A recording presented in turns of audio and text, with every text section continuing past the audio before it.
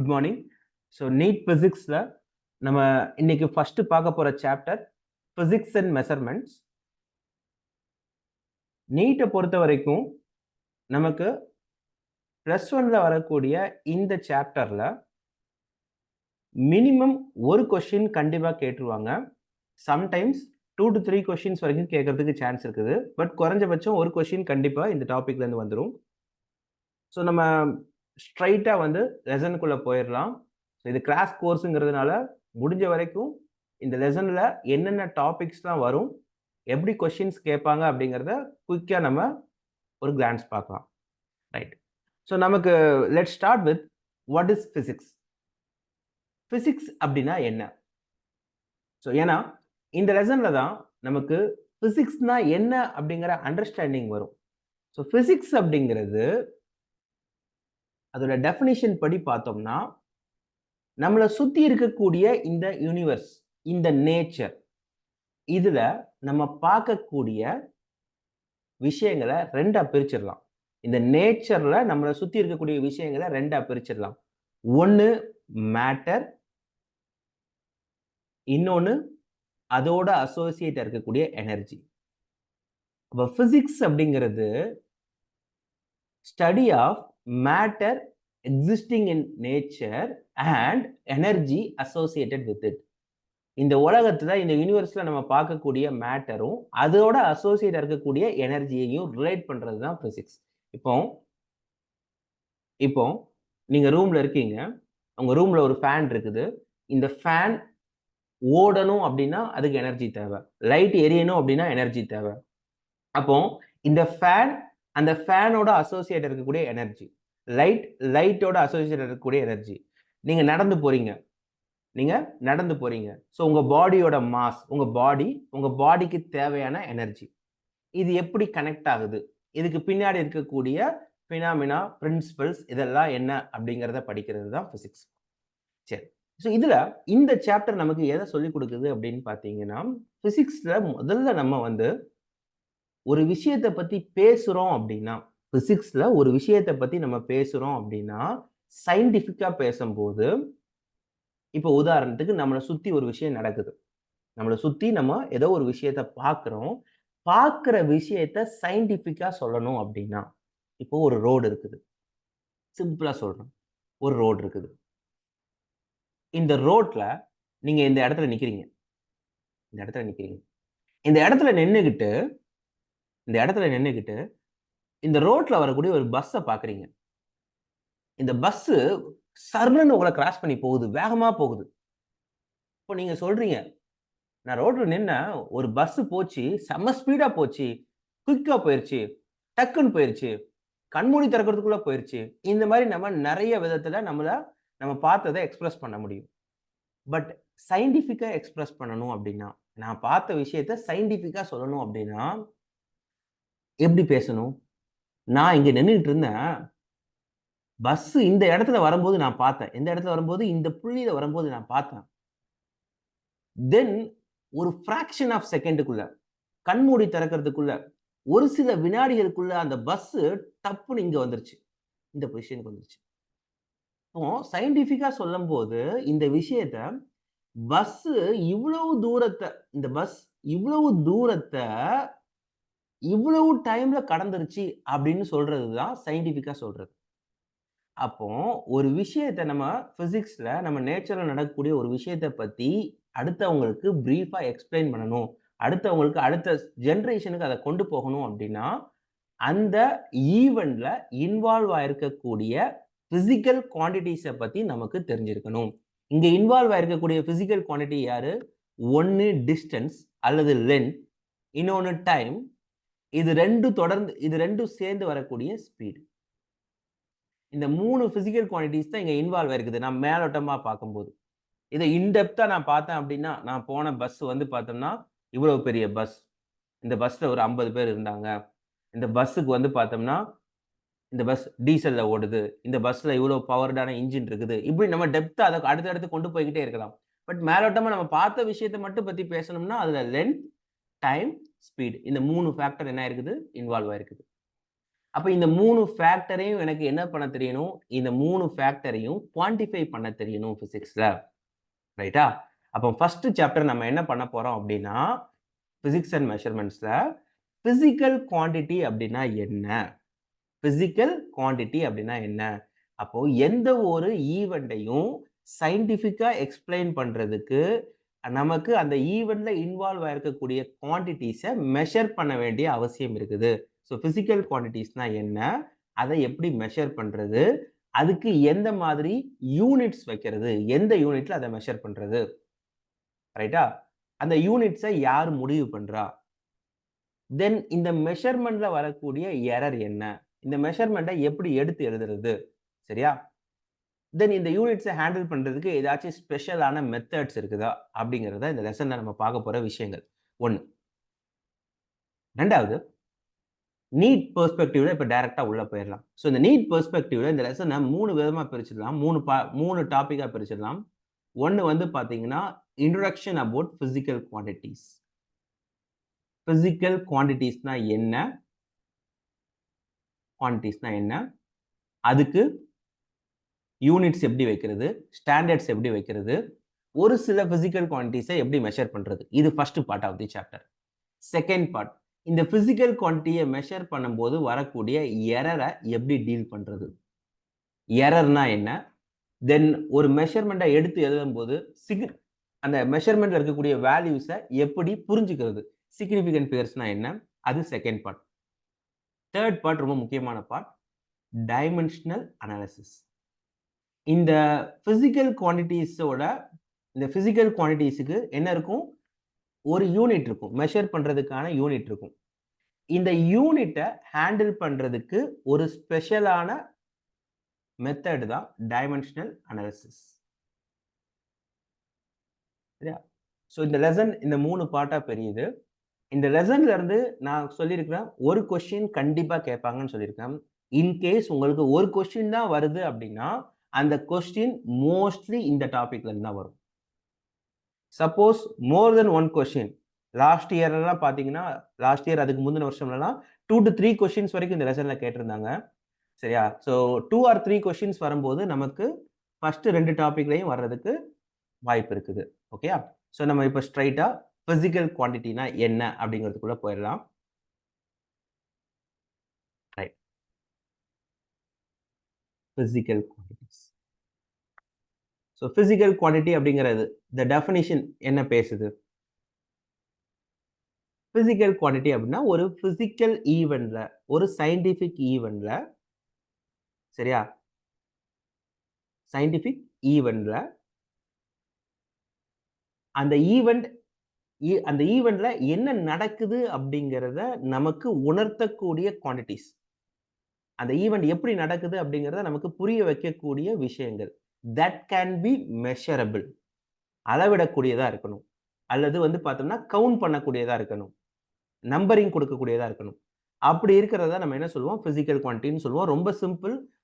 ரைட்டா? இப்ப நம்ம பார்க்கக்கூடிய length, mass, time, speed, acceleration, force, இப்படி பிசிக்கல் குவான்டிட்டிஸை நம்ம லிஸ்ட் பண்ணிக்கிட்டே போயிட்டு இருக்கலாம் இல்லையா?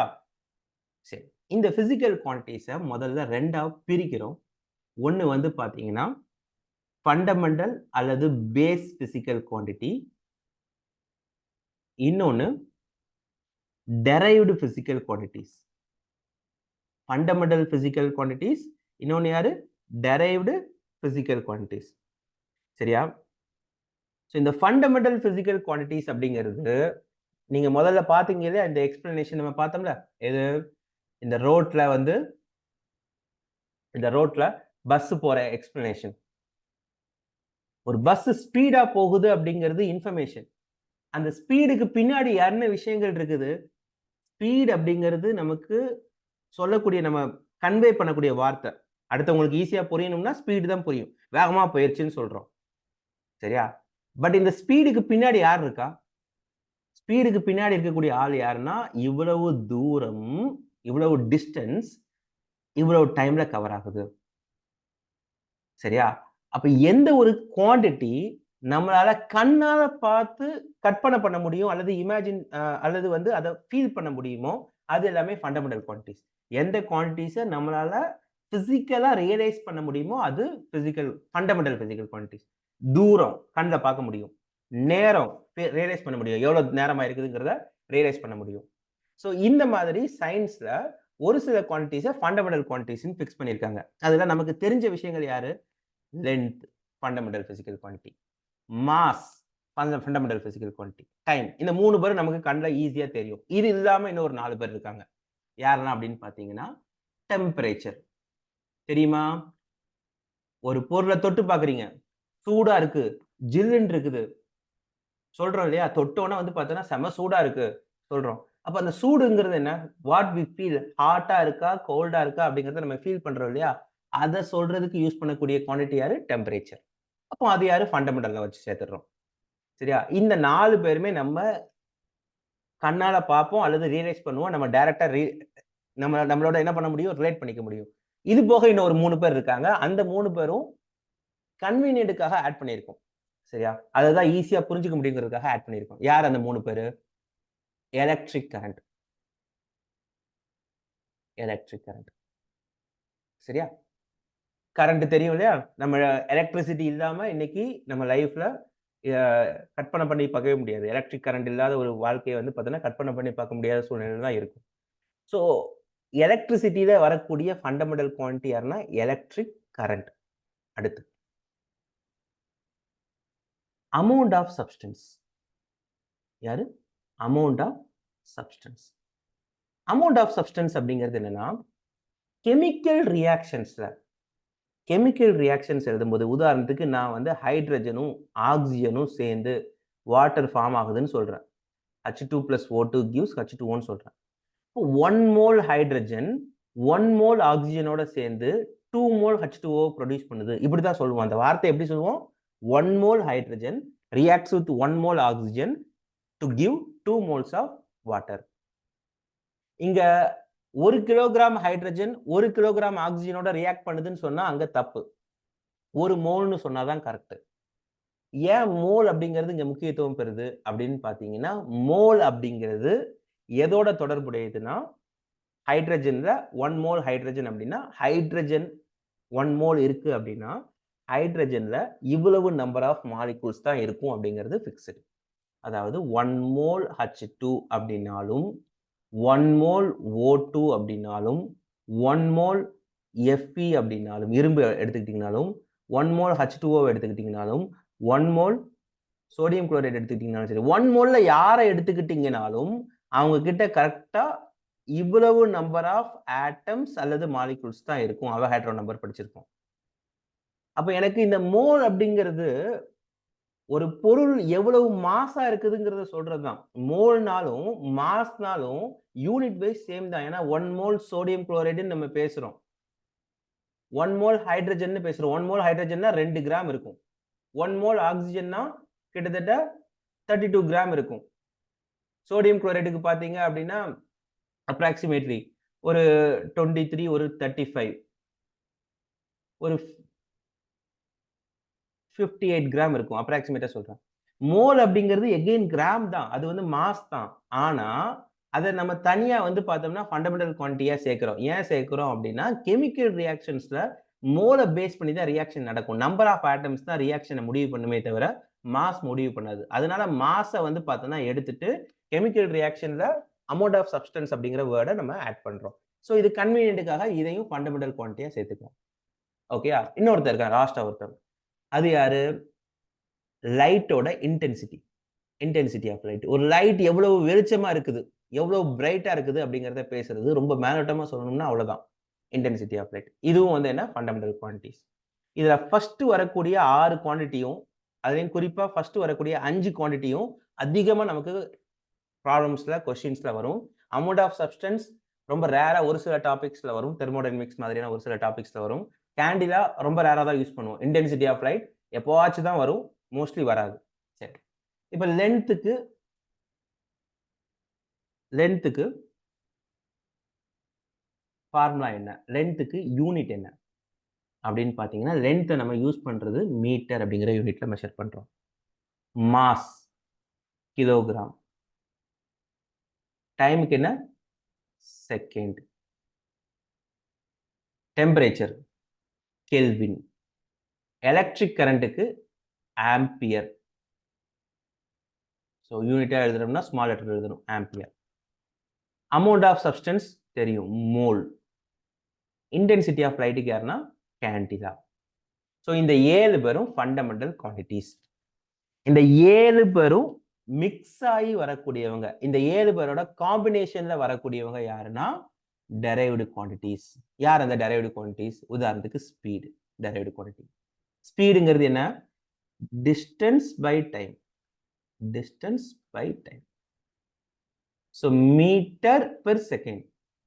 Acceleration speed by time. Speed by டைம்னு சொல்லும்போது metre by second by second, metre by second square. Force mass into acceleration. மாஸ்ங்கிறது யாரு? கிலோகிராம். ஆக்சலரேஷன்ங்கிறது யாரு? Metre per second square. அப்போ ஃபோர்ஸ் அப்படிங்கிறது ஒரு டெரைவ்டு குவான்டிட்டி. சரியா? ஸோ இந்த மாதிரி குவான்டிட்டிஸை நம்ம என்ன பண்ண முடியும்?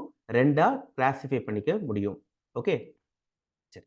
ஸோ ஒவ்வொரு பிசிக்கல் குவான்டிட்டிக்கும் ஒரு ஸ்டாண்டர்டான யூனிட் இருக்குது. சரியா? ஸோ இந்த பிசிக்கல் குவான்டிட்டியை மெஷர் பண்ணணும் அப்படின்னா நமக்கு என்ன தேவை? யூனிட்ஸ் தேவை. ஸோ இந்த யூனிட்ஸ் அப்படிங்கிறது என்ன? அடுத்து யூனிட்ஸ்.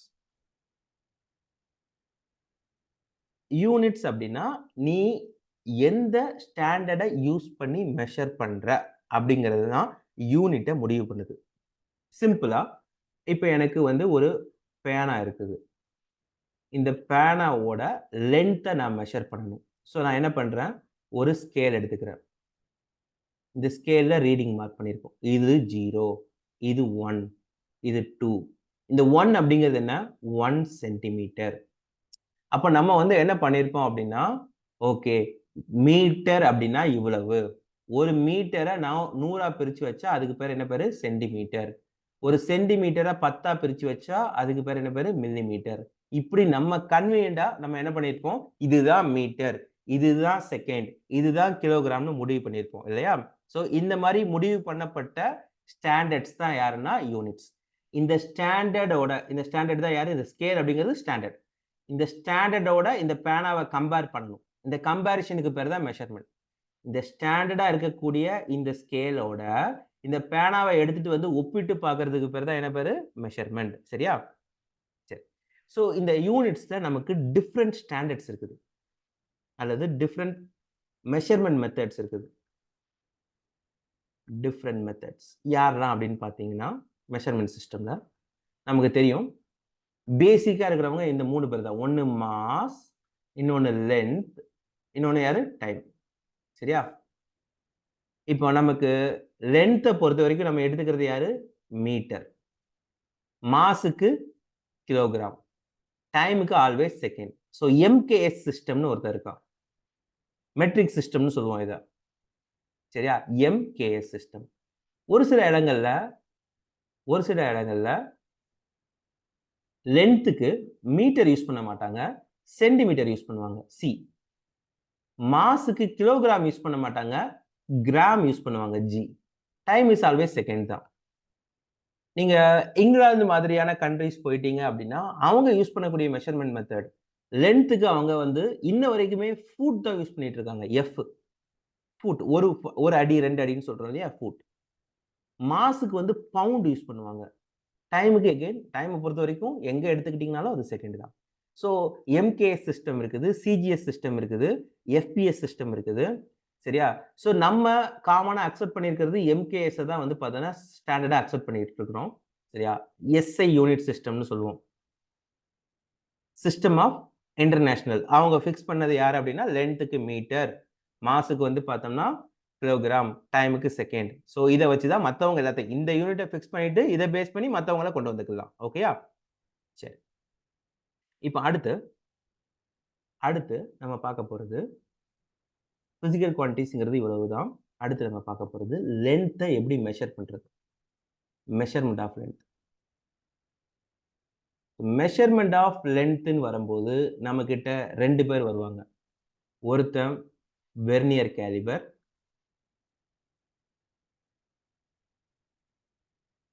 இன்னொருத்தன் யாரு அப்படின்னு பார்த்தீங்கன்னா, ஸ்க்ரூ கேஜ். இவங்க 2 பேரும் ஸ்பெஷலா வரக்கூடிய ஆட்கள். சரியா? ஸோ லென்த் மெஷர்மென்ட்ல இவங்க 2 பேரையும் பேஸ் பண்ணி, அதாவது இந்த 2 இன்ஸ்ட்ருமென்ட்டையும் பேஸ் பண்ணி நமக்கு அதிகமான கொஸ்டின்ஸ் வரும். சரியா? ஸோ நான் இத டீப்பா எடுத்துட்டு போக போறதில்ல. ஜஸ்ட் வெர்னியர் காலிபர் என்ன பண்ணுது அப்படிங்கிறத மட்டும் நான் சொல்லப் போறேன். ஸோ வெர்னியர் காலிபர் எடுத்துக்கிட்டீங்க அப்படின்னா, நம்ம நம்ம நார்மல் ஸ்கேல்ல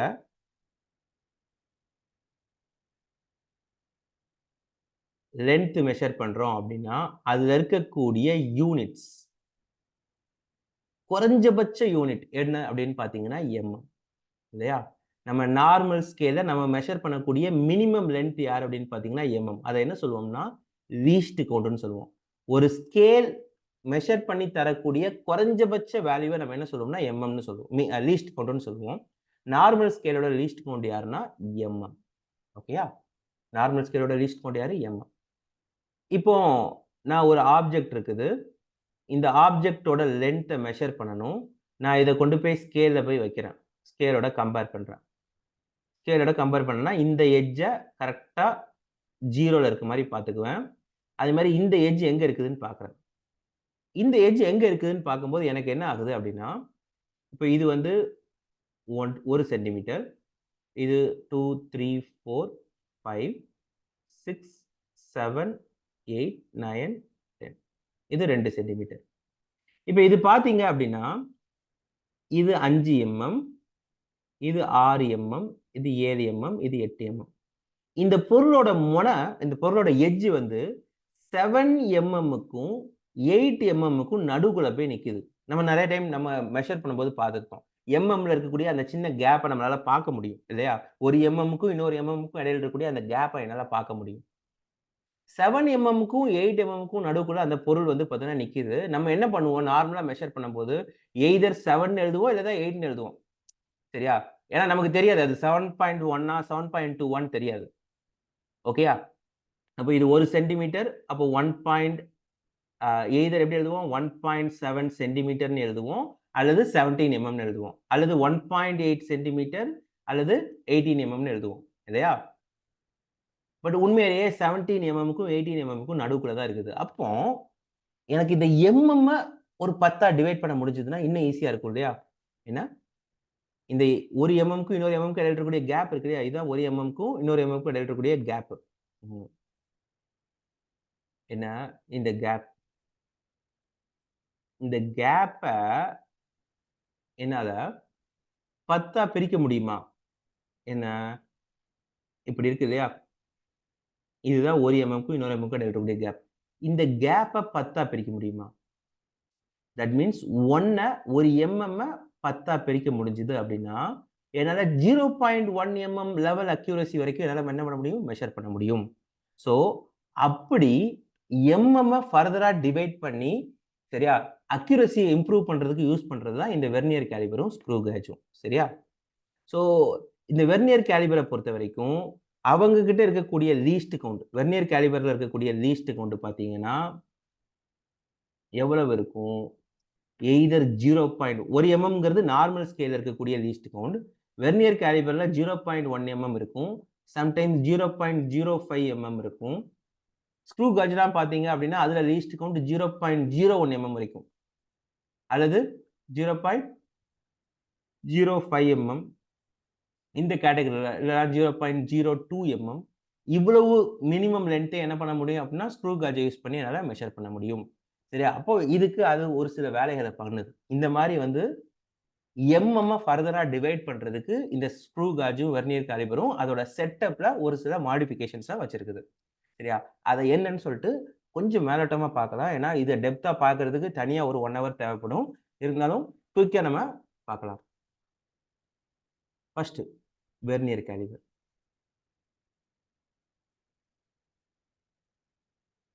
ஸோ நான் கான்செப்ட்ட எக்ஸ்ப்ளைன் பண்ண போறது கிடையாது. ஜஸ்ட் இந்த வெர்னியர் காலிபரோட ஸ்ட்ரக்சர மட்டும் எக்ஸ்ப்ளைன் பண்றேன். வெர்னியர் காலிபர்ல 2 ஸ்கேல் இருக்கும். வெர்னியர் காலிபர பொறுத்தவரைக்கும் என்ன இருக்கும்? 2 ஸ்கேல் இருக்கும். ஒண்ணு வந்து பார்த்தீங்கன்னா, மெயின் ஸ்கேல்ன்னு சொல்லுவோம். ஒண்ணு வந்து மெயின் ஸ்கேல். சரியா?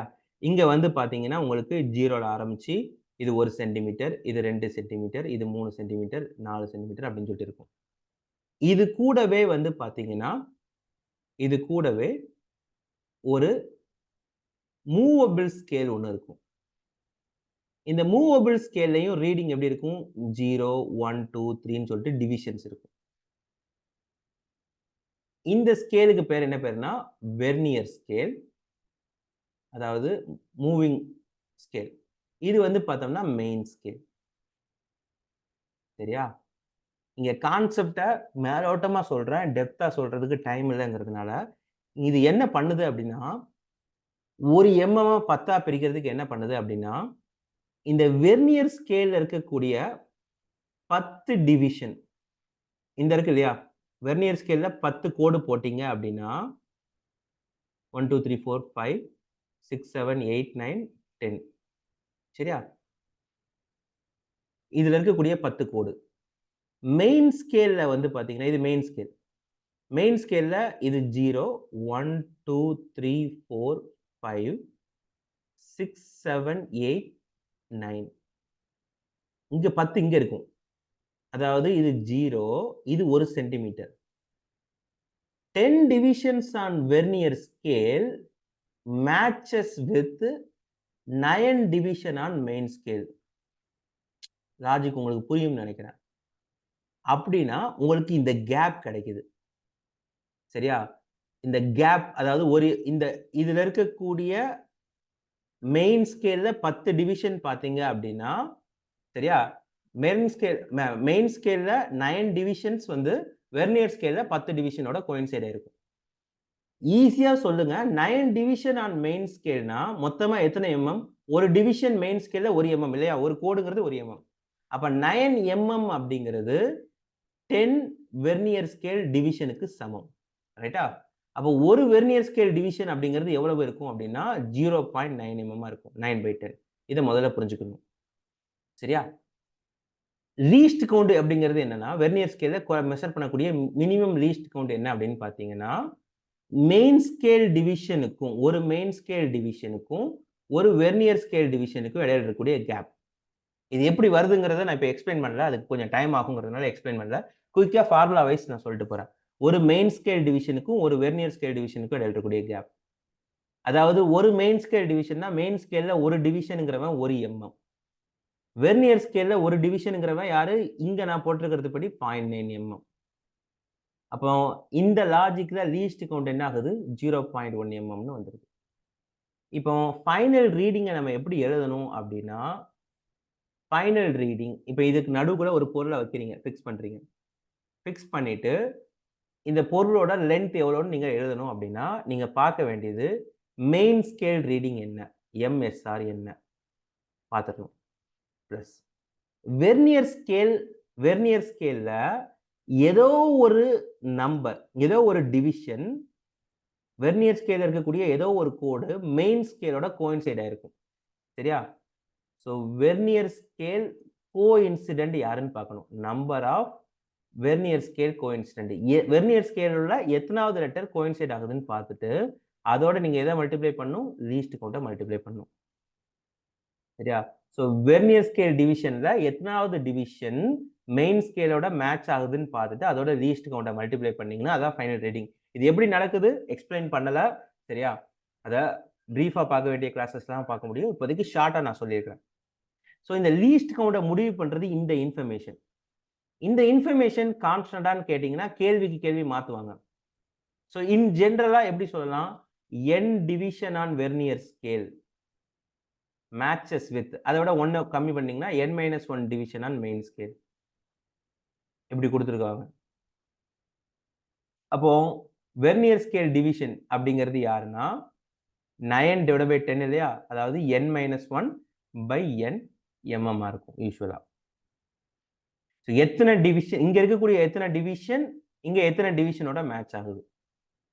ஸோ மெயின் ஸ்கேல் டிவிஷன் மேல இருக்கணும். மெயின் ஸ்கேல் ரீடிங் லென்த் மேல இருக்கணும்.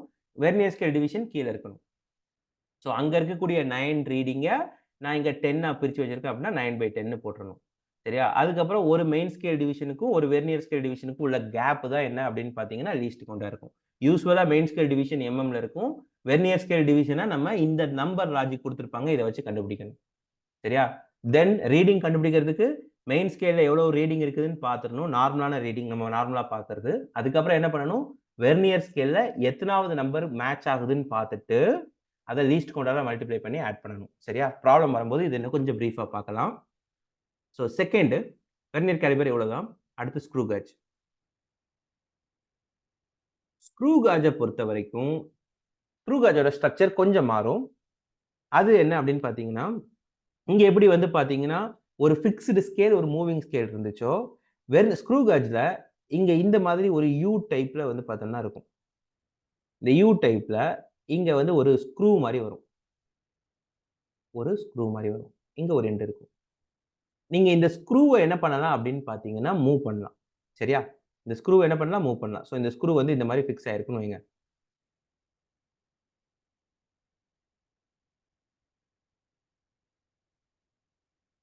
ஸோ இத நீங்க ரொட்டேட் பண்ண இந்த இடத்துல உங்களால திருக முடியும். கையில பிடிச்சு திருக முடியும். இத திருக இது என்ன ஆகும்? முன்னாடி வரும். ஸோ நீங்க இங்க ஒரு பொருள வைக்கிறீங்க. எந்த இடத்துல? இந்த இடத்துல ஒரு பொருள வைக்கிறீங்க.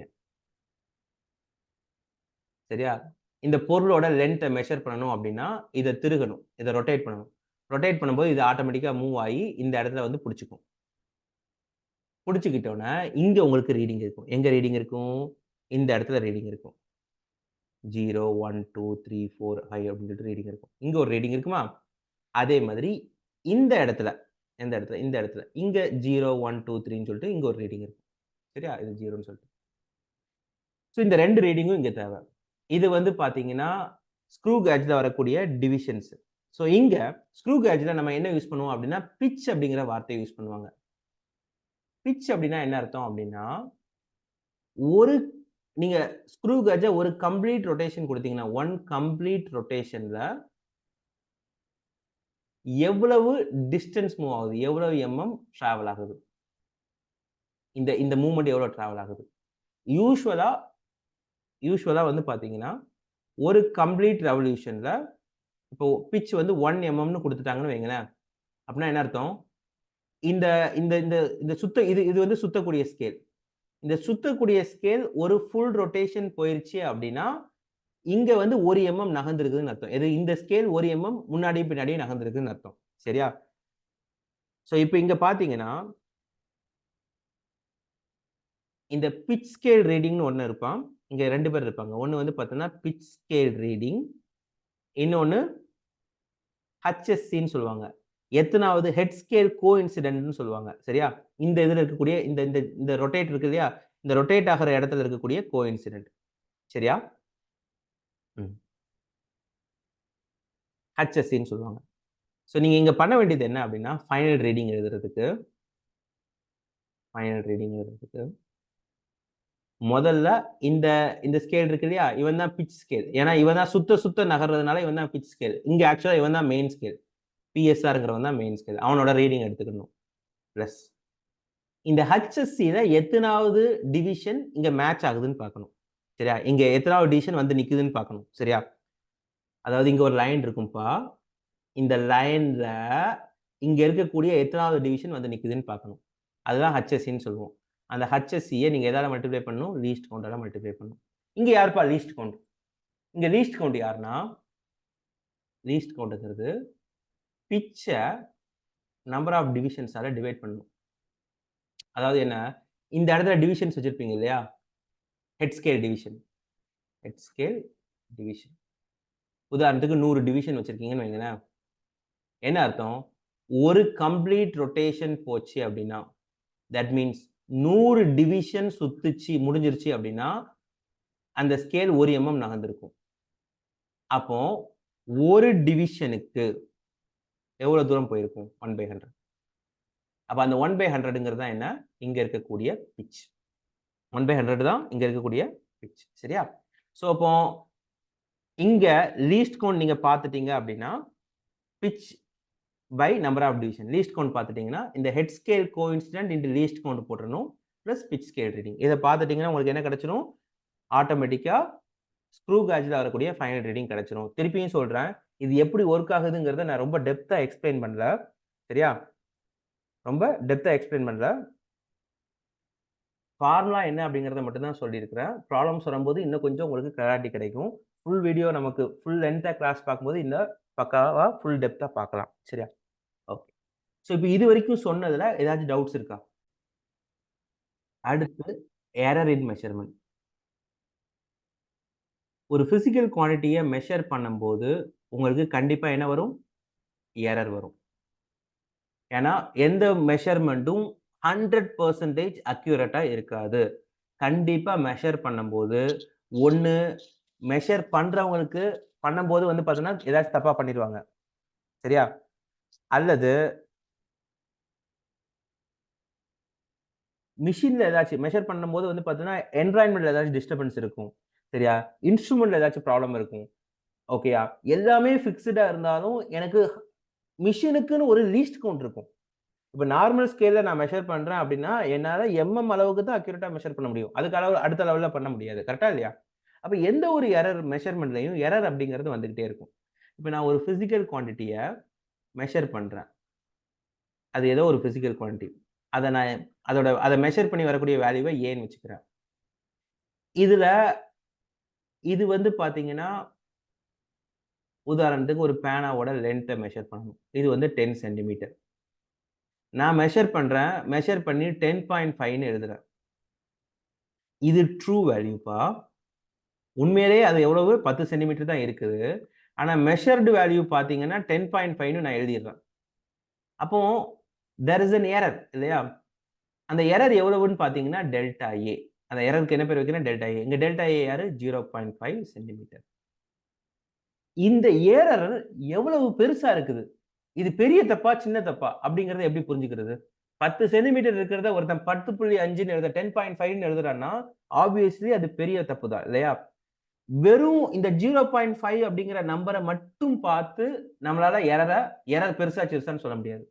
0.5 சென்டிமீட்டர் எரர் வந்திருக்குது. எத மெஷர் பண்ணும்போது? 10 சென்டிமீட்டர மெஷர் பண்ணும்போது 0.5 சென்டிமீட்டர் எரர் வந்திருக்குது.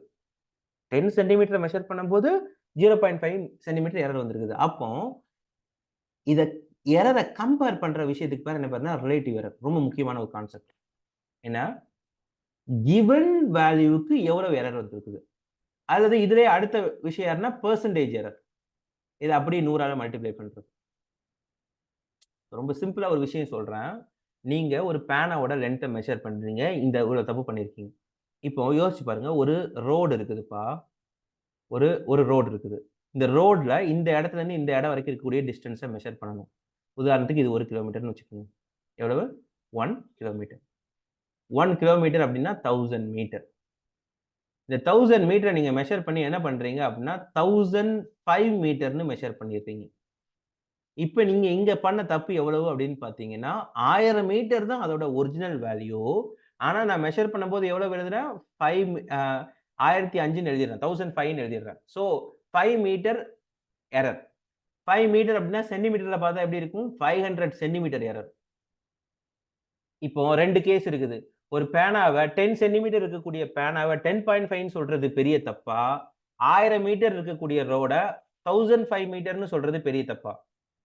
எரர் மட்டும் பார்த்தோம் அப்படின்னா, வெறும் டெல்டா ஏன்னு மட்டும் பார்த்தோம்னா, இவன் தான் பெருசு. 500 சென்டிமீட்டர் எங்க இருக்குது? 0.5 சென்டிமீட்டர் எங்க இருக்குது? ஆனா உண்மையிலேயே எது பெரிய தப்பு? உண்மையிலேயே எது பெரிய தப்புன்னா, 1000 மீட்டர் 1005ன்னு சொல்றது ஒரு பெரிய இஷ்யூ கிடையாது. 1000 இருக்குது. அது 1005ன்னு சொல்றது ஒரு பெரிய சிக்கல் கிடையாது. 1000ஓட கம்பேர் பண்ணும்போது இது ரொம்ப சின்ன நம்பர். ஆனா 10ஓட கம்பேர் பண்ணும்போது இது ரொம்ப சின்ன நம்பர் கிடையாது. அப்ப இத நமக்கு சொல்லி தர்றது தான் யாரு? Relative error. இப்ப இது 2 கேஸ்லயும் இந்த ரிலேட்டிவ் எரர் கால்குலேட் பண்ணீங்கன்னா என்ன வரும்? இந்த கேஸ்ல ரிலேட்டிவ் எரர் யாரு? எரர் வந்து வேல்யூ வந்து A 10 எரர் வந்து 0.5 இன்டு 100 போட்டுக்கங்க பெர்சென்டேஜ் எரர் கண்டுபிடிக்கிறதுக்கு. சோ என்ன வரும்? இங்க 5% தப்பு பண்ணியிருக்கீங்க. அதுவே இங்க பாருங்க 1000 மீட்டருக்கு 5 மீட்டர் தப்பு. அப்ப 100க்கு எவ்வளவு? சரியா? 5/10ன்னு இருக்குது. 5/10ன்னா எவ்வளவு? 1/2 0.5%. 5% எங்க இருக்குது? 0.5% எங்க இருக்குது? சரியா? சோ இங்க எரர் 5%. ஆனா இங்க எரர் எவ்வளவு? வெறும் 0.5% தான். அப்போ வெறுமனே எரர்ல வரக்கூடிய வேல்யூவ வச்சுக்கிட்டு நம்ம வந்து எரர் பெருசு, சிறுசுன்னு சொல்ல முடியாது. அத ஒரிஜினல் வேல்யூவோட, ட்ரூ வேல்யூவோட கம்பேர் பண்ணா தான் நமக்கு என்ன கிடைக்கும்? அது எந்த அளவுக்கு பெரிய தப்புன்னு தெரியும். சரியா? சோ இதுதான் என்ன? மெஷர்மென்ட்ல வரக்கூடிய எரர்ஸ். இந்த எரர் என்ன ஆகும்னா புரொபகேட் ஆகும். எரர் புரொபகேஷன். அது என்ன புரொபகேஷன் அப்படின்னு பார்த்தீங்கன்னா, ரொம்ப சிம்பிளா சொல்லிடுறேன். இப்போ ஒரு ஆப்ஜெக்ட் இருக்குப்பா.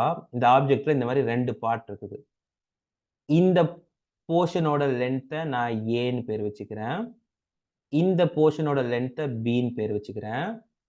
ஏய மெஷர் பண்ணும்போது எனக்கு அதுல நான் பண்ற தப்பு டெல்டா ஏ. பில மெஷர் பண்ணும்போது பண்ணக்கூடிய தப்பு யாருன்னா டெல்டா பி. Delta B. ஏபில டெல்டா பி. இப்ப டோட்டல் லென்த் யாருப்பா? இசட் அப்படின்னு பேர் வைக்கிறேன். இந்த டோட்டல் லென்த்ங்கிறது யாரு? A plus B. நான் ஏ தனியா மெஷர் பண்றேன், பி தனியா மெஷர் பண்றேன். மெஷர் பண்ணி மொத்தமா லென்த் எவ்வளோன்னு சொல்றேன். அப்ப ஏயும் பியும் ஆட் பண்ணா மொத்தமா லென்த் வந்துரும். அப்ப இந்த இசட்ல எவ்வளவு எரர் வந்திருக்கும் அப்படிங்கிற கொஸ்டின் வருது இல்லையா? சோ இதுக்கு பேர் என்ன பேருனா, 2 குவான்டிட்டிய ஆட் பண்ணும்போது எரர் எப்படி ஆட் ஆகும்? எரர் இன் அடிஷன் என்ன? அடுத்து எரர் இன் சப்ட்ராக்ஷன். எரர் இன் சப்ட்ராக்ஷன் என்ன? அதே மாரி மல்டிப்ளிகேஷன்ல எரர் எப்படி இருக்கும்? மல்டிப்ளிகேஷன் எப்படி இருக்கும்? டிவிஷன்ல எப்படி இருக்கும்? பவர்ல இருந்துச்சுன்னா எப்படி இருக்கும்? இந்த மாரி 5 விஷயங்கள் இருக்குது. சரியா? அதாவது ஏ, பின்னு 2 பேர் இருக்காங்க. இசட் வந்து ஏ பிளஸ் பின்னு வைங்க. இசட் வந்து A plus B. Z A plus B அப்படின்னா இசட் ஏ பிளஸ் பி அப்படின்னா டெல்டா இசட் என்னப்பா? அதான் பார்க்க போறோம். Delta Z. டெல்டா இசட் அப்படிங்கிறது இசட்ல வரக்கூடிய எரர், ஏல வரக்கூடிய எரர் பிளஸ் பில வரக்கூடிய எரர் ஈஸி. இப்ப இங்க எரர் இன் சப்ட்ராக்ஷன். சப்போஸ் இசட் வந்து எனக்கு 2 பேரை சப்ட்ராக்ட் பண்ணி வரக்கூடிய வேல்யூவா இருக்குப்பா. இப்ப எரர் எப்படி இருக்கும்? டெல்டா ஏ மைனஸ் டெல்டா பின்னு போடலாமா? போடக்கூடாது. எரர் எப்பவுமே குறையாது. நீங்க ஏல ஒரு தப்பு பண்றீங்க, பில ஒரு தப்பு பண்றீங்க அப்படின்னா, தப்பு எப்பவுமே ஆட் ஆகத்தான் செய்யுமே தவிர, ஒரு தப்பு இன்னொரு தப்ப என்ன பண்ணாது? சரி செய்யாது. நமக்கு பழமொழி இருக்கு இல்லையா? ஒரு தப்பு எப்பவுமே இன்னொரு தப்ப சரி செய்யாது. ஒரு தப்பு இன்னொரு தப்ப என்ன பண்ணும்? எக்ஸ்ட்ரா ஆட் தான் பண்ணும். சோ நான் இங்க சப்ட்ராக்ட் பண்றேன் அப்படிங்கிறதுனால எரரும் சப்ட்ராக்ட் ஆகாது. ஓகேயா? Error is always added. இதுக்கு ரீசன் வந்து பார்த்தோம்னா, இன்னும் டெப்த்தா நம்ம போய் சொல்லலாம். டைம் பீயிங்காக இதோட எக்ஸ்பிளனேஷன கம்மி பண்ணியிருக்கிறேன். சரியா? ஜஸ்ட் ஃபைனலா இருக்கக்கூடிய அவுட்புட் மட்டும் எழுதுறேன். மல்டிப்ளிகேஷன்னு வரும்போது, multiplication Z equal to A B. 2 physical குவான்டிட்டிய மல்டிப்ளை பண்ணி 3வது குவான்டிட்டி வருது. உதாரணத்துக்கு வந்து பார்த்தீங்கன்னா, ஒரு ஸ்கொயர் இருக்குது. அல்லது ஒரு ரெக்டாங்கிள் இருக்குது. இந்த ரெக்டாங்கிளோட லென்த் வந்து எல் அல்லது ரெக்டாங்கிளோட லென்த் வந்து ஏன்னு வச்சுக்கிறேன். பிரெத்த வந்து பின்னு வச்சுக்கிறேன். ஏல இருக்கக்கூடிய எரர் டெல்டா ஏ, பில இருக்கக்கூடிய எரர் டெல்டா பி. இப்ப இதோட ஏரியா யாருன்னு பார்த்தீங்கன்னா ஏபி. Length into breadth. அப்ப ஏரியால என்னப்பா எரர் வரும்? ஏரியால எவ்வளவு எரர் வரும்? அப்ப இங்க வந்து பார்த்தீங்கன்னா, நான் என்ன பேசணும் அப்படின்னா, மல்டிப்ளிகேஷன், டிவிஷன் வந்துறபோது. மல்டிப்ளிகேஷன், டிவிஷன், பவர் இந்த 3 பேருக்குமே நம்ம எத பத்தி வந்துரணும் அப்படின்னா, ரிலேட்டிவ் எரர தூக்கிட்டு வந்துரணும். டெல்டா இசட் பை இசட்க்கு வந்துரணும். வெறுமனே எரர பத்தி பேசக்கூடாது. என்ன வந்துரணும்? Relative error in Z is equal to relative error in A plus relative error in B. அது மல்டிப்ளை பண்ணாலும் சரி, டிவைட் பண்ணாலும் சரி, நீங்க என்ன பண்ணணும்? ரிலேட்டிவ் எரர ஆட் பண்ணிட்டீங்கன்னா, இசட்ல இருக்கக்கூடிய ரிலேட்டிவ் எரர் கிடைச்சிரும். மல்டிப்ளிகேஷன், டிவிஷன் வந்துருச்சுன்னா. பவர் வந்துருச்சுன்னா என்ன? இசட் ஈக்குவல் டூ இப்போ உதாரணத்துக்கு ஏ பவர் என் இருக்குது. இப்ப டெல்டா இசட் பை இசட் என்ன வரும் அப்படின்னு பார்த்தீங்கன்னா, n into delta A by A. இது எப்படி வருது? உதாரணத்துக்கு z ஈக்குவல் டூ ஏ கியூப்னு வச்சுக்கோங்களேன். ஏ இன்டு ஏ இன்டு ஏ. 3 தடவ ஏ நான் மல்டிப்ளை பண்றேன். 3 தடவ என்ன பண்றேன்? ஏ மல்டிப்ளை பண்றேன். அப்ப டெல்டா இசட் பை இசட் பார்த்தீங்க அப்படின்னா, delta A by A plus delta A by A plus இன்னொரு டெல்டா ஏ பை ஏ. அப்போ 3 into delta A by A. அப்போ ஏ கியூப்னு வந்துச்சுன்னா, இசட்ல இருக்கக்கூடிய எரர், ரிலேட்டிவ் எரர் 3 இன்டு ஏல இருக்கக்கூடிய டெல்டா எரர், ரிலேட்டிவ் எரர். சரியா? n into delta A by A இதனால தான் போடுறோம். ஸோ இந்த 4 ஐ மீன் 5 ஃபார்முலா இத பேஸ் பண்ணி கொஸ்டின்ஸ் வரும். எரர்ஸ்ல கொஸ்டின்ஸ் வருது அப்படின்னா, முதல் சாய்ஸ் இந்த ஏரியால இருந்து தான் வரும். அதுக்கப்புறம் ஜெனரல் ரிலேட்டிவ் எரர் வச்சுட்டு ரொம்ப பேசிக்கான கொஸ்டின்ஸும் கேட்கலாம். இது போக எரர்ஸ்ல நீங்க படிக்க வேண்டியது, நீங்க செல்ஃபா படிக்க வேண்டியது என்ன அப்படின்னு பார்த்தீங்கன்னா, சிக்னிஃபிகன்ட் ஃபிகர்ஸ். சிக்னிஃபிகன்ட் ஃபிகர்ஸ்னா என்ன? தென் ரவுண்ட் ஆஃப் பண்றது எப்படி? சயின்ஸ்ல ஒரு வேல்யூ எழுதும்போது அத ரவுண்ட் ஆஃப் பண்றது எப்படி? இத நீங்க உங்க டெக்ஸ்ட் புக்ல ரீட் பண்ணி பாருங்க. அதுல ரொம்ப சிம்பிளா குடுத்திருப்பாங்க. நெறைய எக்ஸாம்பிள்ஸ் வச்சு ஈஸியா குடுத்திருப்பாங்க. அதுல இருந்து சம்டைம்ஸ் கொஸ்டின்ஸ் கேட்கறாங்க. ஏன்னா லாஸ்ட் இயர்க்கு ப்ரீவியஸ் இயர்லாம் வந்து ரவுண்ட் ஆஃப் பண்றதுல இருந்து கொஸ்டின்ஸ் கேட்டிருந்தாங்க. சிக்னிஃபிகன்ட் ஃபிகர்ஸ்ல இருந்து கொஸ்டின் கேட்டிருந்தாங்க. அத நீங்க செல்ஃபாவே படிச்சுக்கலாம். சோ நம்ம இப்போ அடுத்த டாபிக் குள்ள போறோம்.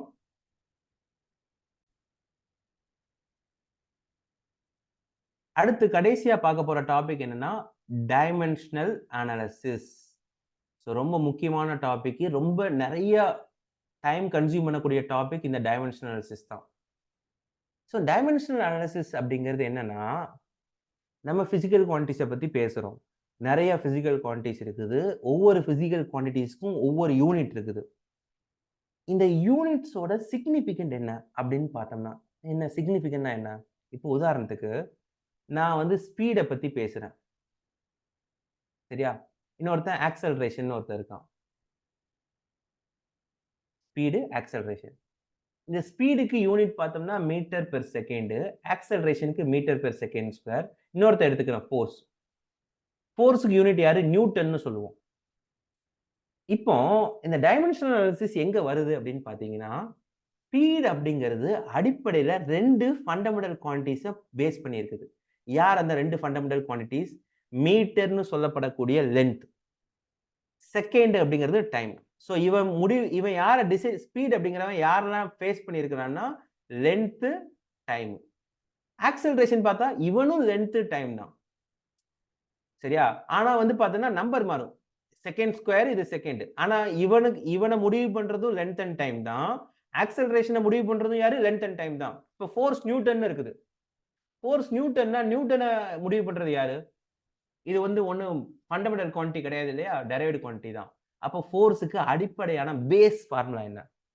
ஃபோர்ஸ்ன்னு கேட்டாலே மைண்ட்ல வரக்கூடிய ஃபார்முலா, முதல்ல வரக்கூடிய ஃபார்முலா எம்ஏ. ரைட்டா? இந்த லெசன்ல நீங்க முக்கியமா தெரிஞ்சுக்க வேண்டிய விஷயம் என்ன அப்படின்னா, ஒவ்வொரு பிசிக்கல் குவான்டிட்டிஸ்க்கும் அடிப்படையா இருக்கக்கூடிய ஃபார்முலா டிஃபால்ட்டா மைண்ட்ல இருக்கணும். உங்களுக்கு கண்டிப்பா ஃபோர்ஸ் இஸ் ஈக்குவல் டூ எம்ஏங்கிறது தெரிஞ்சிருக்கும். சரியா? நெறைய பேருக்கு தெரிஞ்சிருக்கும். பட் இதே மாதிரி எல்லா பிசிக்கல் குவான்டிட்டிஸ்க்கும் பேஸ் ஃபார்முலான்னு ஒண்ணு இருக்கும். அந்த ஃபார்முலாவ கண்டிப்பா படிச்சே ஆகணும். ஓகேயா? அந்த ஃபார்முலா தெரியாம இந்த லெசன்ல இருந்து கேட்கிற கொஸ்டின்ஸ அட்டெண்டே பண்ண முடியாது. Mass into acceleration. மாஸ்னா யாருப்பா? கிலோகிராம். ஆக்ஸலரேஷன்னா யாரு? Metre per second square. அப்ப இந்த ஃபோர்ஸ் அப்படிங்கிறவன் அல்லது இந்த நியூட்டன் அப்படிங்கிறவன் 3 பேர முடிவு பண்ணியிருக்கான். ஒண்ணு மாஸ். இன்னொன்னு அதாவது எம். இன்னொருத்தன் வந்து யாருன்னா லென்த். இன்னொருத்தன் யாருன்னா டைம். இப்படி ஒவ்வொரு யூனிட்டும் ஃபண்டமெண்டலா யார அடிப்படையா வச்சு இருக்காங்க? இவங்கள டிசைட் பண்றது எந்த குவான்டிட்டி? அப்போ நான் இவங்க ஃபோர்ஸையும், ஸ்பீடையும், ஆக்ஸலரேஷனையும் கம்பேர் பண்ணணும் அப்படின்னா, அவங்களுக்குன்னு இருக்கக்கூடிய யூனிட்ஸ யூஸ் பண்ணாம, இவங்க அடிப்படையில யார டிபெண்ட் பண்ணியிருக்காங்களோ, அத வச்சுக்கிட்டு நான் என்ன பண்றேன், ஒரு ஃபார்முலாவ உருவாக்குறேன். அந்த ஃபார்முலாக்கு பேரு தான் என்ன பேரு? Dimensional formula. ஃபண்டமெண்டல் குவான்டிட்டீஸ்க்கு நான் ஒரு பேர் வைக்கிறேன்ப்பா. யாருக்கு? இப்ப லென்த்துக்கு. சரியா? இப்ப முதல்ல மாஸ்ல இருந்து ஆரம்பிச்சுருவேன். மாஸ்க்கு கிலோகிராம் இருக்குது, கிராம் இருக்குது. அதெல்லாம் யூனிட். டைமென்ஷனல் ஃபார்முலா ஒரு பேர் வைக்கிறேன். எம். 2வது லென்த்துக்கு எல். அப்புறம் டைமுக்கு கேப்பிட்டல் டி. இது என்ன? Dimensional formula. சரியா? இப்படி பேர் வச்சுடுறேன். யூனிட்ட மறந்துருங்க இப்போ. சரியா? இவன் தான் முக்கியமான ஆள். டைம். 4வது இப்ப கரண்ட் இருக்குது. கரண்ட்க்கு என்னன்னா ஏன்னு வைக்கிறோம். சரியா? ஆம்பியர் இல்லையா? அதுல இருக்கக்கூடிய ஃபர்ஸ்ட் லெட்டர் ஏன்னு வைக்கிறோம். டெம்பரேச்சர். டெம்பரேச்சருக்கு டி வைக்க முடியாது. அதனால கெல்வின்ல வரக்கூடிய கே வைக்கிறோம். First letter. சரியா? அடுத்து அமௌண்ட் ஆஃப் சப்ஸ்டன்ஸ் அது மோல்னே இருக்கட்டும். அத நம்ம பெருசா மாத்த வேண்டியதில்ல. கேண்டிலாவும் சிடினே இருக்கட்டும். அதுக்கும் பெருசா பேர் வைக்கல. ஏன்னா இந்த 5 பேர் தான் நமக்கு அதிகமா டைமென்ஷனல் ஃபார்முலால வருவாங்க. இவங்க ரொம்ப ரேரா தான் வருவாங்க. அதனால இவங்கள விட்டுறலாம். சரியா? யாரு? mLT/AK. இப்ப நீங்க பண்ண வேண்டியது என்ன அப்படின்னா, எந்த ஒரு பிசிக்கல் குவான்டிட்டி குடுத்தாலும், ஓகே லெட்ஸ் ரைட் ஸ்பீட். ஸ்பீடுக்கு எனக்கு யூனிட் தெரியும். Metre per second. இது தெரிஞ்சிருக்கணும். இது தெரிஞ்சா தான் இத எழுத முடியும். டைமென்ஷனல் ஃபார்முலா என்ன? L/T அல்லது LT⁻⁻1. ஆக்ஸலரேஷன் யாருப்பா? L/T⁻². ஃபோர்ஸ் யாருப்பா? mLT⁻². ஏன்னா கிலோகிராமுக்கு m, மாஸ் மீட்டருக்கு L, செகண்ட் ஸ்கொயருக்கு T⁻². ஓகே. நான் வந்து சார்ஜ் எழுதுறேன். நீங்க 12th முடிச்சிருக்கிறதுனால கண்டிப்பா சார்ஜ் தெரிஞ்சிருக்கும். சார்ஜ்க்கு என்னப்பா ஃபார்முலா? Charge Q. நெறைய ஃபார்முலா நம்ம படிச்சிருப்போம். பட் இந்த லெசன பொறுத்தவரைக்கும் சார்ஜ்னா நீங்க எடுத்துட்டு வர வேண்டிய ஃபார்முலா என்ன? கரண்ட்ல இருந்து வரணும். கரண்டோட ஃபார்முலா என்ன? Charge by time. அப்ப சார்ஜ் இஸ் ஈக்குவல் டூ என்ன? Current into time. அப்ப சார்ஜ்க்கு டைமென்ஷனல் ஃபார்முலா என்ன? I. கரண்ட்க்கு வந்து பார்த்தோம்னா யாரு? A. டைமுக்கு வந்து பார்த்தோம்னா T. இதுக்கு யூனிட் கூலும்னு இருக்குது. ஆனா டைமென்ஷனல் ஃபார்முலா என்ன? AT. ஓகேயா? சோ இப்போ ஏரியா இருக்குது. ஏரியாக்கு என்னப்பா ஃபார்முலா? ஏதோ ஒரு ஏரியாவ எடுத்துக்கங்க. உதாரணத்துக்கு வந்து பார்த்தோம்னா பை ஆர் ஸ்கொயர். சர்க்கிளோட ஏரியா. பைக்கு என்னப்பா? பைக்கு என்ன? யூனிட் கிடையாது. ஆர்னா மீட்டர் அல்லது சென்டிமீட்டர், மீட்டர் ஸ்கொயர். இங்க எழுதும்போது என்ன? இங்க எழுதும்போது என்ன? மீட்டர் அப்படின்னா எல் ஸ்கொயர். வால்யூம் இருக்குது. L cube. டென்சிட்டி. டென்சிட்டி. டென்சிட்டிக்கு ஃபார்முலா என்ன? Mass by volume. டென்சிட்டிக்கு என்ன ஃபார்முலா? Mass by volume. மாஸ்க்கு யாரு? எம். வால்யூமுக்கு யாரு? L⁻³ L கியூப்னு வரும். மேல வந்துச்சுன்னா L⁻³ இந்த மாதிரி எல்லா பிசிக்கல் குவான்டிட்டிஸ்க்கும் ஃபிக்ஸ்டா என்ன இருக்குது? டைமென்ஷனல் ஃபார்முலா நமக்கு தெரியணும். சோ இந்த டைமென்ஷனல் ஃபார்முலாவை எப்படி ஞாபகம் வச்சுக்கிறது? நான் ஒவ்வொரு டைமென்ஷனல் ஃபார்முலாவையும் மனப்பாடம் பண்ணிட்டு இருக்கணுமா? ஃபோர்ஸ் இருக்குது. mLT⁻², mLT⁻²ன்னு மனப்பாடம் பண்ணிட்டு இருக்கணுமா? கிடையாது. நீங்க எத மனப்பாடம் பண்ணணும்? எத ஞாபகம் வைக்கணும் அப்படின்னா, ஃபோர்ஸோட ஃபார்முலாவை ஞாபகம் வைக்கணும். Mass and acceleration. மாஸ்க்கு உங்களுக்கு டைமென்ஷனல் ஃபார்முலா தெரியும். ஆக்ஸலரேஷனுக்கு தெரிஞ்சிருக்கணும். அத வச்சுக்கிட்டு ஃபோர்ஸ நீங்க என்ன பண்ணணும்? எப்பவுமே எழுத பழகணும். ஓகே. இப்ப நான் வந்து பார்த்தோம்னா அடுத்து போறேன். உதாரணத்துக்கு வொர்க். வொர்க்குக்கு டைமென்ஷனல் ஃபார்முலா என்ன? ஞாபகம் இருக்காது. அப்ப வொர்க்கோட பேஸ் ஃபார்முலா என்ன? Work is equal to force into displacement. இவன் தான் பேஸ் ஃபார்முலா. சரியா? ஃபோர்ஸ்க்கு எனக்கு தெரியாதா? ஃபோர்ஸ்க்கு யாரு? Mass into acceleration. அப்ப எக்ஸ். சும்மா இத ரஃப்பா எழுதிக்கங்க. ரைட்டா? இப்ப எம்க்கு யாரு? Capital M. ஆக்ஸலரேஷன்னா யாரு? LT⁻². மினிமமா இருக்கக்கூடிய ஆட்களுக்கு. இவனுக்கு யாரு? ஒரு எல். அப்ப இது யாரு? M L² T⁻². கொஞ்சம் அதிகமா பிராக்டிஸ் பண்ணீங்க, குயிக்கா பிராக்டிஸ் பண்ணீங்க அப்படின்னா ஈஸியா எழுதிடலாம். சரியா? இப்ப வொர்க் தெரிஞ்சிருச்சு. சரி பவருக்கு எனக்கு வேணும்ப்பா. பவர். பவர்னா என்ன? Energy by time. எந்த எனர்ஜி போடுறது? நெறைய எனர்ஜி இருக்கா? எந்த எனர்ஜி போடுறது? ஏற்கனவே வச்சிருக்கீங்களா? வொர்க்ங்கிறதே ஒரு எனர்ஜி தான். வொர்க்ங்கிறதே என்ன? ஒரு எனர்ஜி தான். அப்ப வொர்க் பை டைம்னு கூட நீங்க போட்டுக்கலாம். வொர்க்குக்கு தான் எனக்கு தெரியுமே. என்ன? mL² T⁻² by time. அப்ப mL² T⁻³ இப்படி ஒவ்வொன்னுக்கும் பேஸ் ஃபார்முலா இருக்கும். அந்த பேஸ் ஃபார்முலாவ ஞாபகம் வச்சுக்கிட்டு, அல்லது அத மனப்பாடம் பண்ணிட்டு, அதுலருந்து நீங்க என்ன பண்ணணும்? டைமென்ஷனல் ஃபார்முலாவுக்கு போகணும். முடிஞ்ச வரைக்கும் பேஸ் ஃபார்முலாவ அண்டர்ஸ்டாண்ட் பண்ண ட்ரை பண்ணுங்க. சரியா? இந்த டைமென்ஷனல் ஃபார்முலா கண்டுபிடிக்கிறதோட முக்கியமான அட்வான்டேஜ் என்ன அப்படின்னு பார்த்தீங்கன்னா, இப்போ ஒரு சிம்பிள் பெண்டுலம் எடுத்துக்கலாம். ரொம்ப அதிகமா யூஸ் பண்ணக்கூடிய எக்ஸாம்பிள் இதுதான். ஒரு சிம்பிள் பெண்டுலம். இந்த சிம்பிள் பெண்டுலத்துல ஒரு கயிறு இருக்குது. அந்த கயிறோட லென்த் L. அதோட எட்ஜ்ல வந்து பார்த்தோம்னா, ஒரு மாஸ கட்டி தொங்க விட்டுருக்கேன்.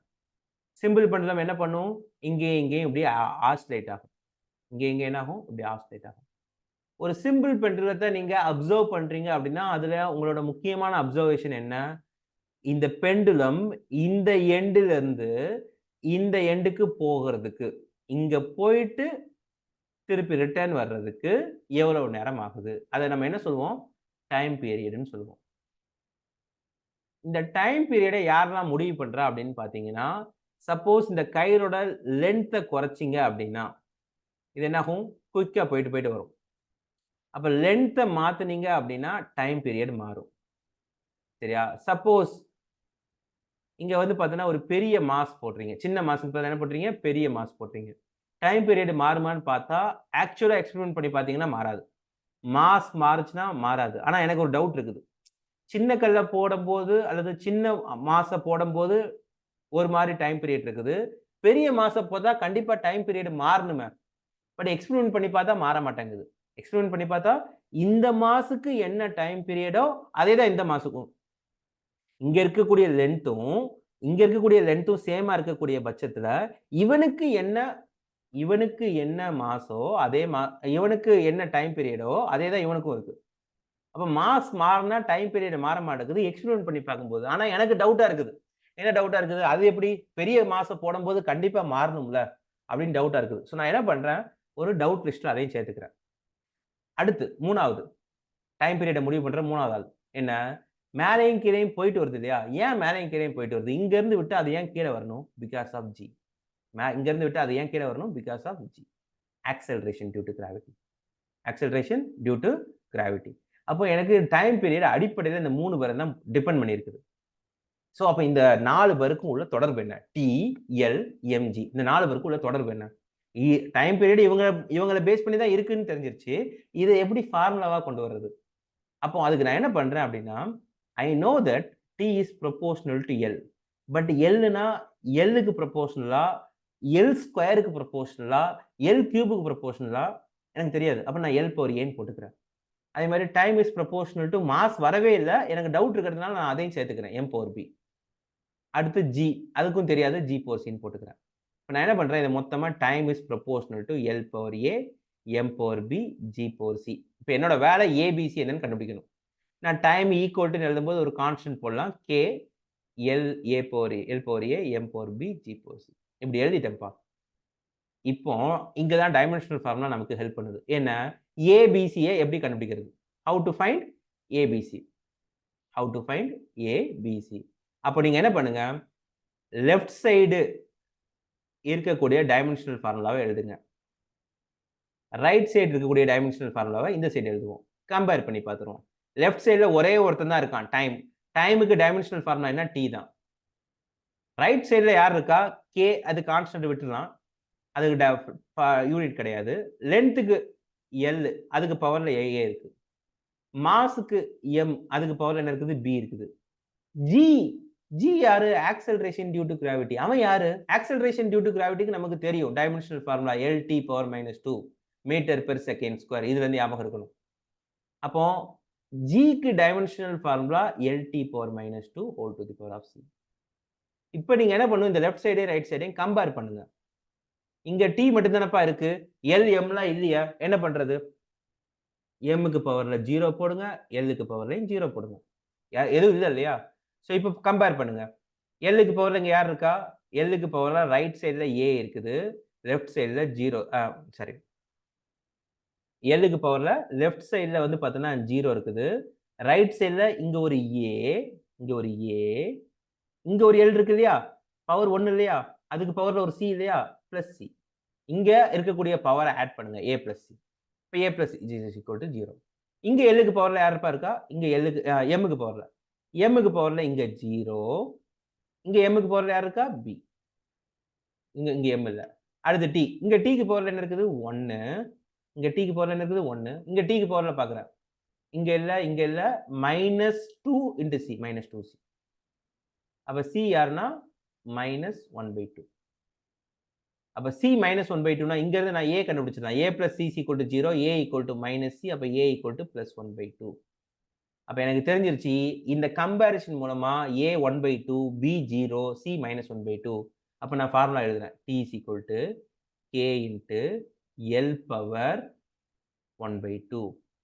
M power 0, M power 0, G power -1/2.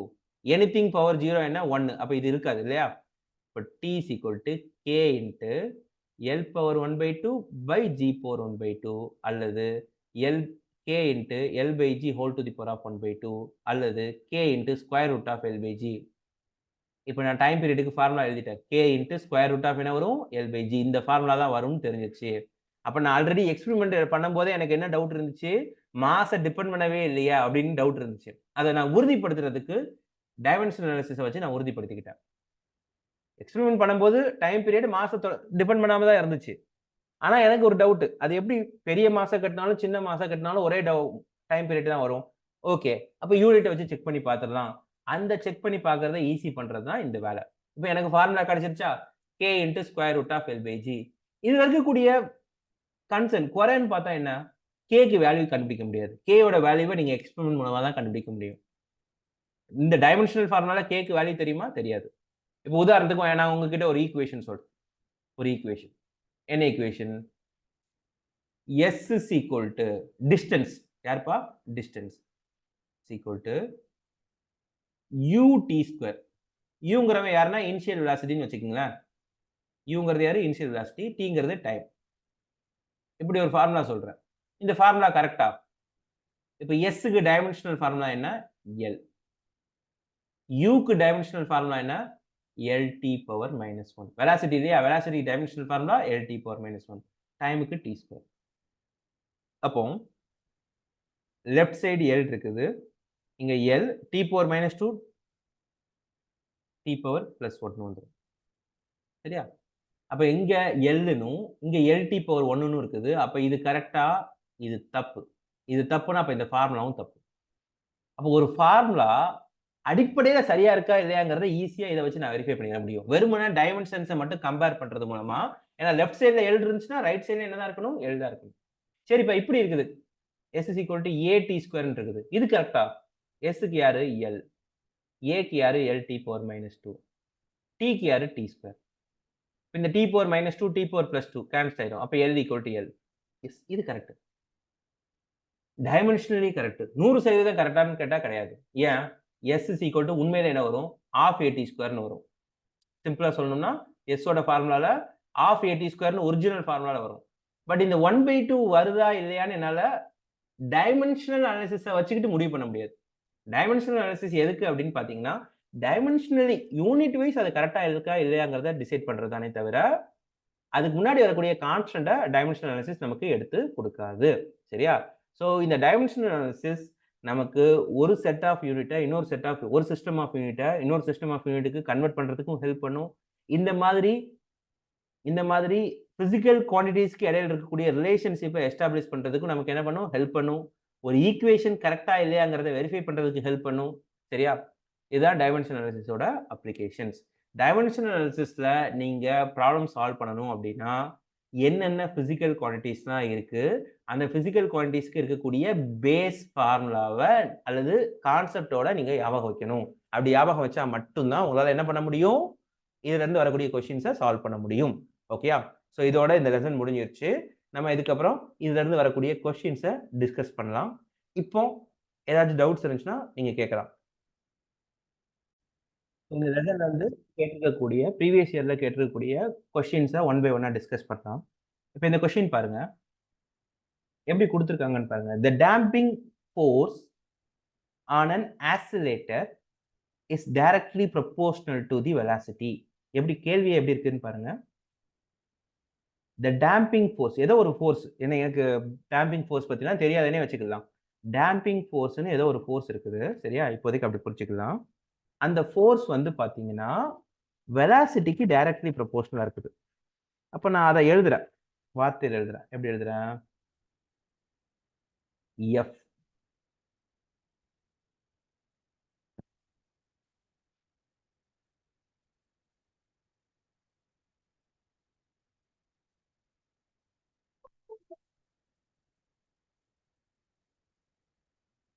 F is proportional to V.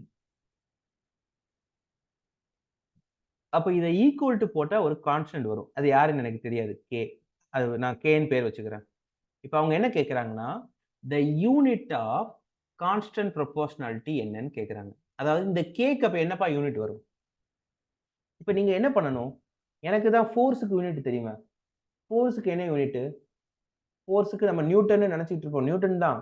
ஆனா கம்பேர் பண்ணும்போது நியூட்டன் யூஸ் பண்ணக்கூடாது. யார யூஸ் பண்ணணும்? ஃபோர்ஸோட ஃபார்முலா என்ன? Mass and acceleration.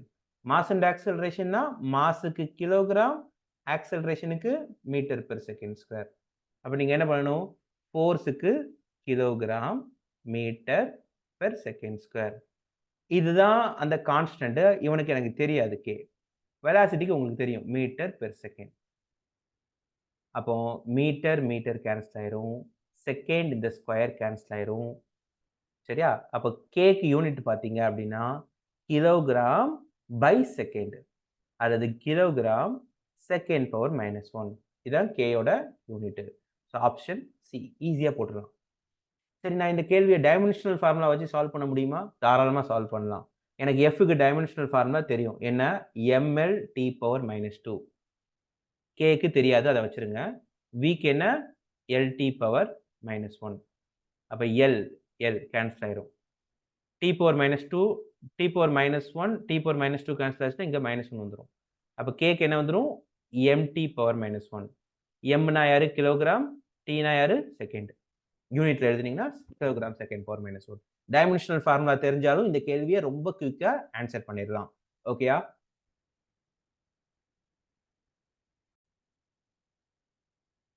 So next question, the density of a material in CGS system of units is 4 gram per centimeter cube.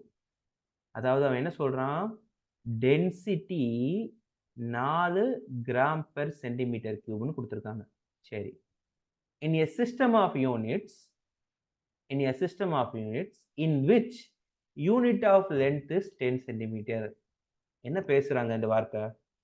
அதாவது ஒரு material இருக்குப்பா, அந்த மெட்டீரியலுக்கு density 4 gram per centimetre cube கொடுத்தாச்சு. இப்போ என்ன பண்றாங்கன்னா, கிராம் பெர் சென்டிமீட்டர் கியூப்ல தானே இருக்கு. நான் ஒரு சிஸ்டம் ஆஃப் யூனிட்டை யூஸ் பண்றேன். என்ன யூஸ் பண்றேன்னு சொல்ல, நான் ஒரு சிஸ்டம் ஆஃப் யூனிட், நான் தனியா ஒரு யூனிட் வச்சிருக்கேன். அந்த யூனிட் எப்படிப்பட்டது அப்படின்னு பார்த்தீங்கன்னா, in which unit of length 10 centimetre. அதாவது என்கிட்ட 10 சென்டிமீட்டர் சேர்ந்தாதான் ஒரு யூனிட், ஒரு எல்லுன்னு வச்சுக்கோ நம்ம பேர். இப்போ நமக்கு மீட்டர் இருக்குன்னு வைங்களேன். ஒரு மீட்டர்னா என்ன சொல்லுவோம்? 100 சென்டிமீட்டர்னு சொல்லுவோம் இல்லையா? அப்படின்னா என்ன அர்த்தம்? 100 சென்டிமீட்டர் சேர்ந்தா ஒரு மீட்டர்னு அர்த்தம் இல்லையா? இதே மாதிரி கொஸ்டின்ல என்ன கொடுத்துருக்காங்கன்னா, இதே மாதிரி ஒரு சிஸ்டம் ஆஃப் யூனிட் இருக்குது. அது ஏதோ ஒண்ணு, அதுக்கு பேர் என்னவோ ஒண்ணு, நான் எல்லுன்னு வச்சுக்கிறேன். அதுல 10 சேர்ந்துச்சுன்னா தான் ஒரு எல். ஓகேயா? அதே மாதிரி unit of mass 100 gram. 100 gram சேர்ந்துச்சுன்னா தான் ஒரு எம். எம்ன்னு எல்எம்ன்னு நான் பேர் வச்சுக்கிறேன். இப்போ நீ டென்சிட்டியை சொல்லணும், எல் அண்ட் எம் பேஸ் பண்ணி சொல்லணும். நீ இந்த சிஸ்டம் ஆஃப் யூனிட்ஸ் அடிப்படையா வச்சு சொல்லணும். எப்படி சொல்றது? அப்ப ஈஸி. 1 மீட்டருங்கிறது 100 கிராம்னா அப்ப 1 கிராம்ங்கிறது என்ன? 0.01. 1 மீட்டர்ல ஒரு மாஸ் அப்படிங்கிறது 100 கிராம்னா 1 கிராம்ங்கிறது 0.01 மாஸ். அவங்க கொடுத்திருக்க மாஸ். ஒரு சென்டிமீட்டர் அப்படிங்கிறது 1/10 0.1 எல். ஸோ நீங்க என்ன பண்ணுங்க? 4 கிராமுக்கு பதிலாக என்ன போடுறீங்க? கிராமுக்கு 1 கிராம் பதிலாக என்ன போடுறீங்க? 0.01 அல்லது 0.01 கன்ஃபியூஷனா இருந்துச்சுன்னா 1/100 போட்டுருங்க. பை சென்டிமீட்டருக்கு பதிலாக என்ன போட்டுடலாம்? 1/10. த ஹோல் கியூப் இருக்குது, அது முக்கியம். ஏன்னா 1 centimetre equal to 1/10 L. 1 gram equal to 1/100 M. அதை அப்படியே மேலே தூக்கி போடுறீங்க. அப்படி போட்டீங்கன்னா அவன் கொடுத்துருக்க யூனிட் எம் எல் இப்படி வச்சு வந்துடும். சரியா?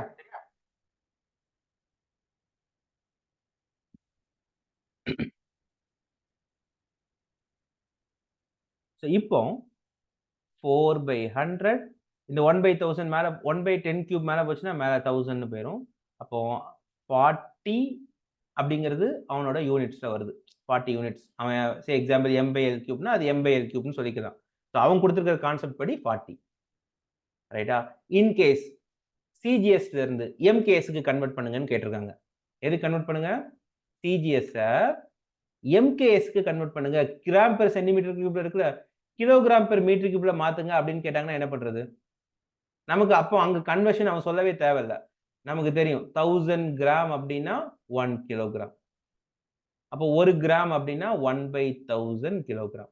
ஸோ இப்போ நீங்க இங்க ஈஸியா போட்டுடலாம். எப்படி போட்டுருவீங்க? 4 1 கிராமுக்கு பதிலா 1/1000 போடுவீங்க. 1 சென்டிமீட்டருக்கு பதிலா 1/100 மீட்டர்னு போட்டுருவீங்க. ஸோ இன் கேஸ் கிராம கிலோகிராம்னு சென்டிமீட்டர் மீட்டர்னு மாத்த சொன்னா நமக்கு தெரியும். ரைட்டா? அப்போ 1/10 100. ஓகே, ஹோல் கியூப் இப்படி போட்டுருவோம். ஸோ இதை சால்வ் பண்ணீங்கன்னா ஆன்சர் என்ன வரும்? அரௌண்ட் 4000 கரெக்டாக வரும்னு நினைக்கிறேன். 4000 கிலோகிராம் பெர் மீட்டர் கியூப் வரும். ரைட்? இது வந்து gram per centimetre cube, kilogram per metre cube. ஒரு யூனிட்டை இன்னொரு யூனிட்டுக்கு மாத்துறது. இதுல எனக்கு இன்னொரு யூனிட் என்னன்னு எனக்கு தெரியும். பட் இங்க கொஸ்டின்ல அவனா ஒரு யூனிட்ட உருவாக்கி சொல்றான். நான் இப்படி ஒரு யூனிட்ட உருவாக்கி வச்சிருக்கேன். என்னோட கான்செப்ட்ல 10 சேர்ந்தா தான் 1. 100 கிராம் சேர்ந்தா தான் 1. அப்படிங்கிற மாரி இருக்கும்போது நீ என்ன அப்படின்னு கண்டுபிடிச்சு சொல்லுன்னு கேட்டிருக்காங்க. சரியா? இதான் இந்த கொஸ்டின். இந்த மாரி கேள்விகள் நெறையா நீட்ல கேட்கலாம். புரிஞ்சுதா? இப்ப இங்க பாருங்க. Screw gauge. ஸ்க்ரூ காஜ் ஒண்ணு இருக்கு. A screw gauge has the least count of 0.01 mm. சரியா? ஒரு ஸ்க்ரூ காஜுக்கு லீஸ்ட் கவுண்ட் எவ்வளவு? 0.01 mm. Okay. And 50 divisions in its circular scale. அதோட சர்க்குலர் ஸ்கேல்ல மொத்தமா எத்தனை டிவிஷன் இருக்குது? 50 டிவிஷன் இருக்குது. அப்படின்னா pitch of the screw gauge என்ன? பிட்ச் ஆஃப் ஸ்க்ரூ காஜ் என்ன? எப்படி கண்டுபிடிக்கிறது? பிட்ச் அப்படிங்கிறது என்னன்னா பிட்ச் அப்படிங்கிறது என்னன்னா, ஒரு கம்ப்ளீட் ரொட்டேஷனுக்கு எவ்வளவு எம்எம் போகும் அப்படிங்கிறத சொல்றது தான் பிட்ச். சரியா? ஒரு கம்ப்ளீட் ரொட்டேஷன்ல எவ்வளவு தூரம் போகும் அப்படிங்கிறது தான் வந்து பார்த்தோம்னா பிட்ச். இப்ப அவங்க எனக்கு தெளிவா குடுத்திருக்காங்க. லீஸ்ட் கவுண்ட் குடுத்திருக்காங்க. எவ்வளவுப்பா? 0.01 mm.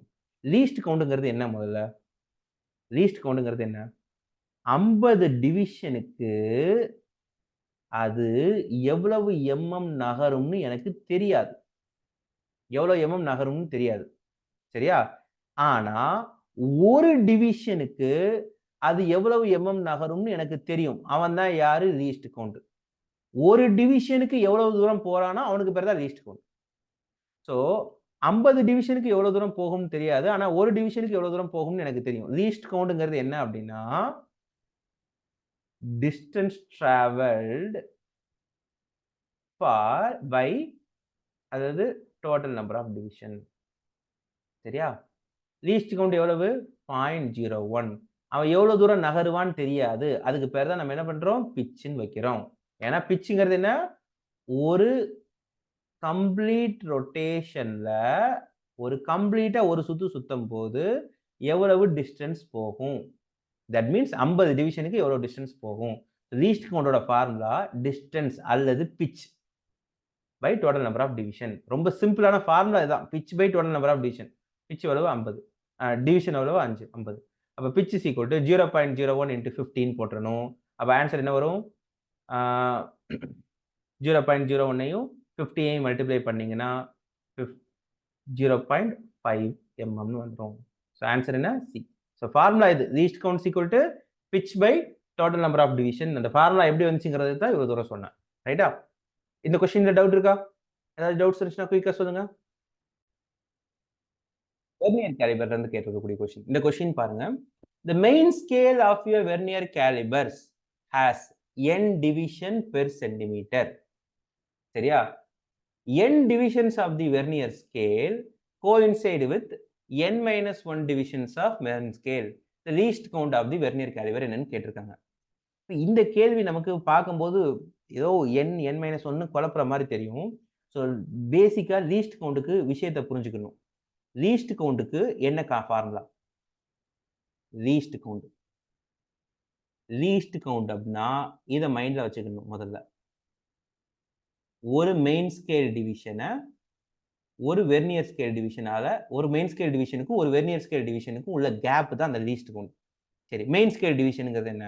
யூஸ்வலா நம்ம வந்து பார்த்தோம்னா நார்மலா ஸ்கேல் வைக்கிறோம் இல்லையா?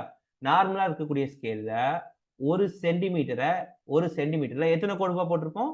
10 கோடு போட்டிருப்போம். அப்போ ஒரு கோடு எவ்வளவுப்பா? ஒரு டிவிஷன் எவ்வளவு? 1/10 சென்டிமீட்டர் இல்லையா? அல்லது 1 mm. ரொம்ப சிம்பிளான விஷயம். நம்ம நார்மல் ஸ்கேல் அதான் ஆக்சுவலா மெயின் ஸ்கேல். அவன் எப்படி இருப்பான்? 1 சென்டிமீட்டர் 10ஆ பிரிச்சு வச்சிருப்பான் இல்லையா? அப்படி பிரிச்சு வைக்கும்போது ஒருத்தன் யாரு? 1/10 சென்டிமீட்டர் அல்லது 1 mm. அப்ப நார்மல் ஸ்கேலோட நம்ம நார்மலா யூஸ் பண்ற ஸ்கேல்ல MSDRனா 1 mm. கன்ஃபியூஸ் ஆக வேண்டிய அவசியம் இல்ல. நம்ம நார்மல் ஸ்கேல்ல மெயின் ஸ்கேல் டிவிஷன் யாரு? 1 mm.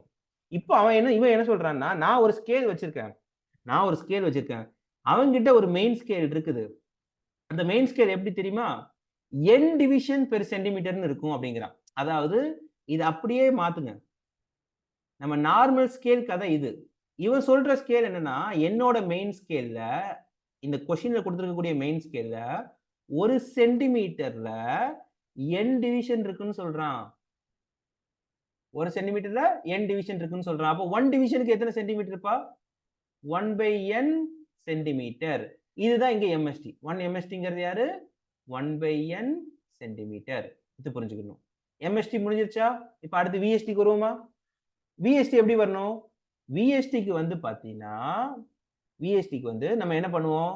நார்மலா வெர்னியர் ஸ்கேல்ல எத்தனை division? 9 vernier scale division 10 main scale டிவிஷனோட மேட்ச் ஆகும். இப்படி இருக்கும். இப்படி குடுத்திருப்பாங்க. இதுல இருக்கக்கூடிய 9 கோடு, இதுல இருக்கக்கூடிய 10 கோடோட மேட்ச் ஆகும்னு குடுத்திருப்பாங்க. அப்போ 10 MSTயோட மேட்ச் ஆகும்னு குடுத்திருப்பாங்க. இப்போ உதாரணத்துக்கு 10 MST அப்படின்னா என்ன? mm. ஒரு MSTங்கிறது ஒரு mm தானே. நார்மலா பேசுறத சொல்றேன். அப்ப 9 VST is equal to 10 mm ன்னு இருக்கும். அப்ப 1 VSTங்கிறது யாருன்னா 10/9 mm. சரியா? 10/9 I'm sorry. மாத்தி சொல்றேன்னு நினைக்கிறேன். எப்படி மாத்தி சொல்லிட்டேன்? இங்க. இங்க இருக்கக்கூடிய 10 வெர்னியர் ஸ்கேல் டிவிஷன், இங்க இருக்கக்கூடிய 9 மெயின் ஸ்கேல் டிவிஷனோட மேட்ச் ஆயிருக்கும். சரியா?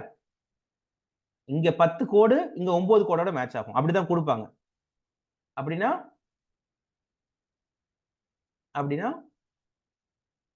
10 VSD is equal to 9 MSTங்கிறது யாரு? mm. அப்ப ஒரு VSTங்கிறது யாரு? 9/10 mm. இப்படிதான் வெர்னியர் ஸ்கேல் டிவிஷனை கண்டுபிடிக்கணும். இப்ப இவங்க என்ன சொல்றாங்க அப்படின்னா, இங்க பாருங்க. n division VST, n VST அப்படிங்கிறது n-1 MST யோட மேட்ச் ஆகுதுன்னு குடுத்துட்டாங்க. ரைட்டா? அப்ப ஒரு VSTனா யாரு? n-1/n MST. சரியா? n-1/n MSTங்கிறது யாரு? MST யாரு? நமக்கு அதே தான் 1/n. 1/n. சரியா? இதான் ஒரு VST. இப்போ எனக்கு VST தெரியும், MST தெரியுமா? ஃபார்முலா போடுங்க. 1/MST னா 1/n, 1/VST னா n-1/n into 1/n. அப்போ 1/n காமனா வெளிய எடுங்க. 1 minus n-1/n. LCM எடுங்க.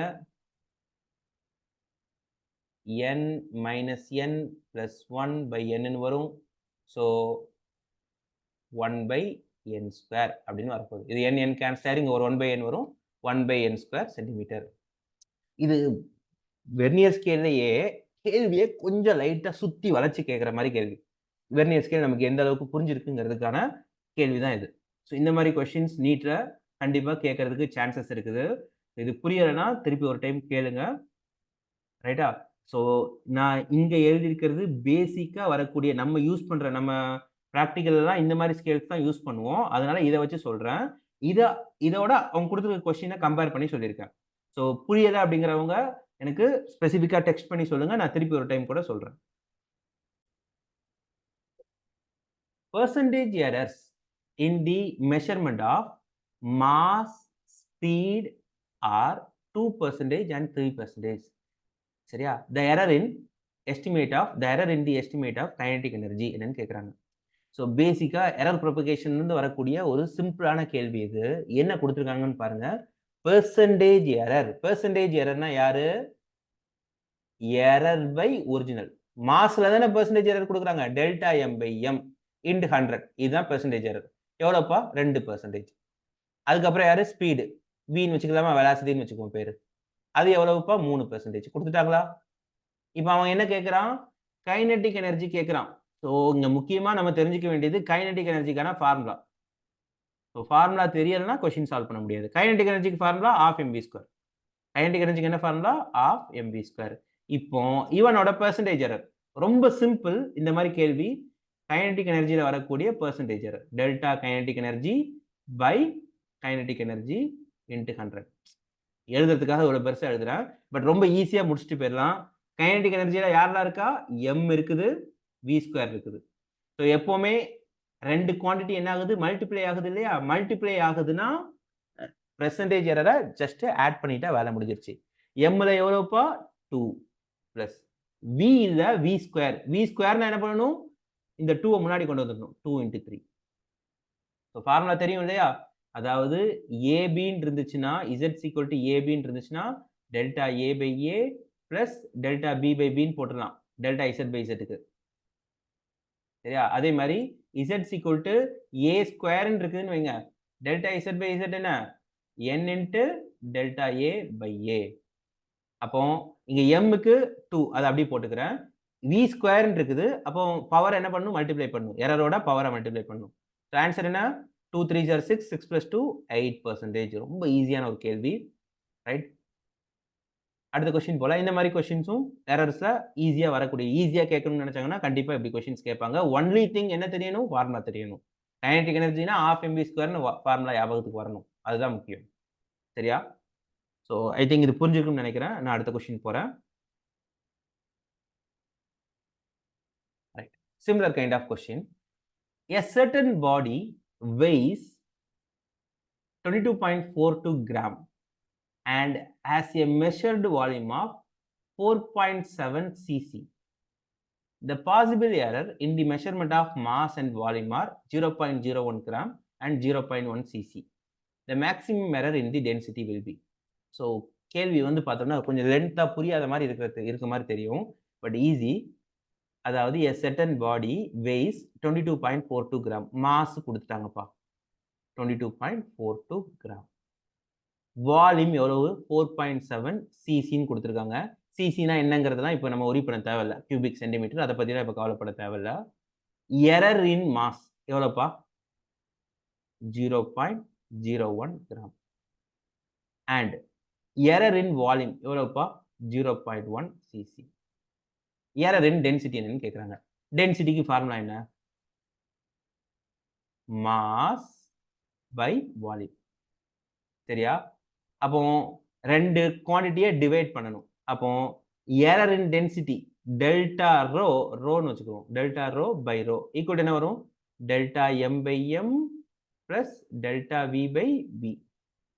அப்ப எனக்கு என்ன தெரியணும்? மாஸ்ல இருக்கக்கூடிய ரிலேட்டிவ் எரர் தெரியணும். அதே மாதிரி வால்யூம்ல இருக்கக்கூடிய ரிலேட்டிவ் எரர் தெரியணும். ரைட்டா? 2யும் ஆட் பண்ணணும். எப்படி கண்டுபிடிக்கிறது? இங்க பாருங்க. மாஸ்ல இருக்கக்கூடிய relative error delta M by L பெர்சன்டேஜ்ல கொடுத்துருக்கிறதுனால 0.01 by 22.42 into 100 அப்ராக்சிமேட்டா 1 by இந்த 4 2 எல்லாம் விட்டுருங்க. ஏன்னா இங்க எக்ஸாக்ட்டா கண்டுபிடிச்சு ஒண்ணும் ஆக போறது இல்ல. ஆப்ஷன்ஸ பாருங்க.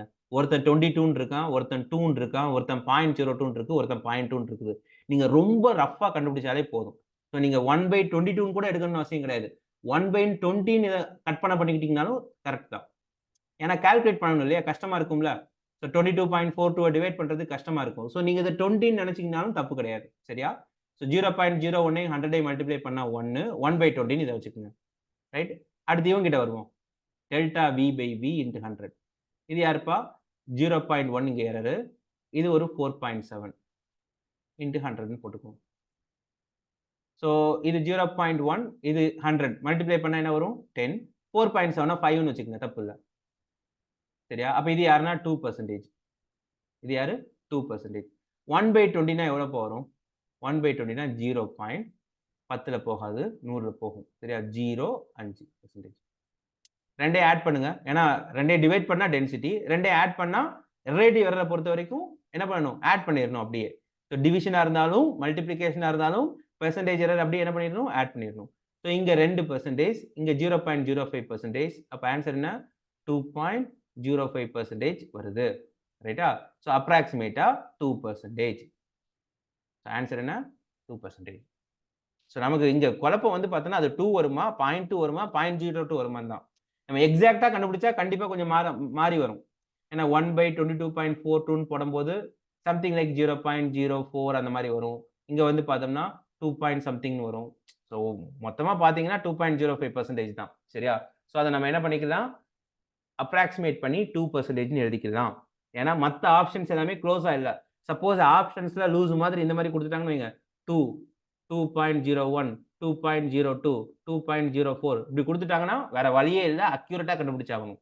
பட் ஆப்ஷன்ஸ் நமக்கு ரொம்ப கேப் விட்டு இருக்கிறதுனால ஈஸியா கண்டுபிடிச்சுட்டு போயிரலாம். இந்த கொஸ்டின் புரிஞ்சுதா? அடுத்து போலாமா?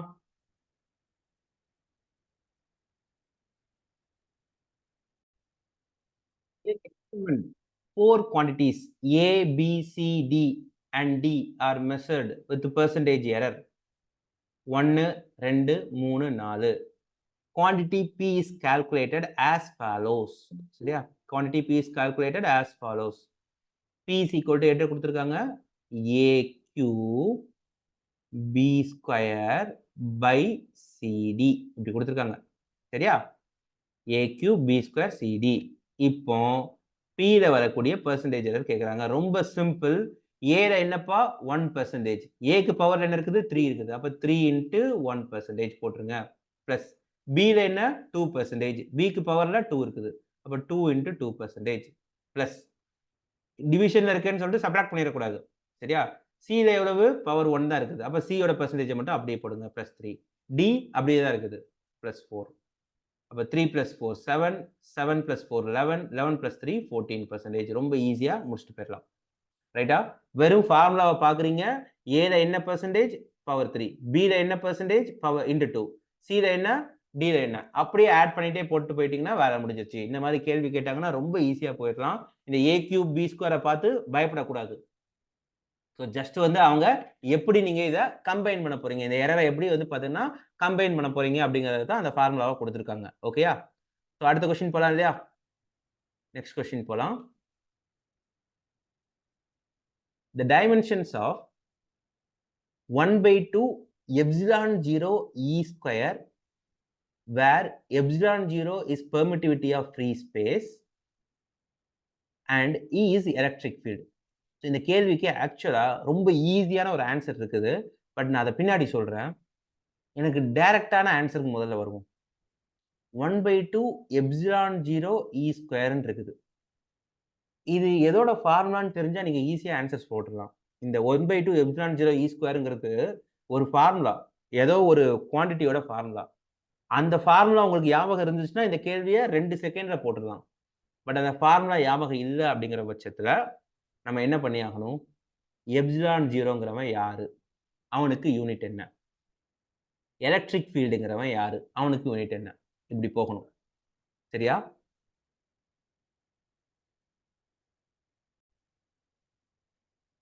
பெர்மிட்டிவிட்டி எப்சிலான் 0க்கு ஃபார்முலா தெரியணும்.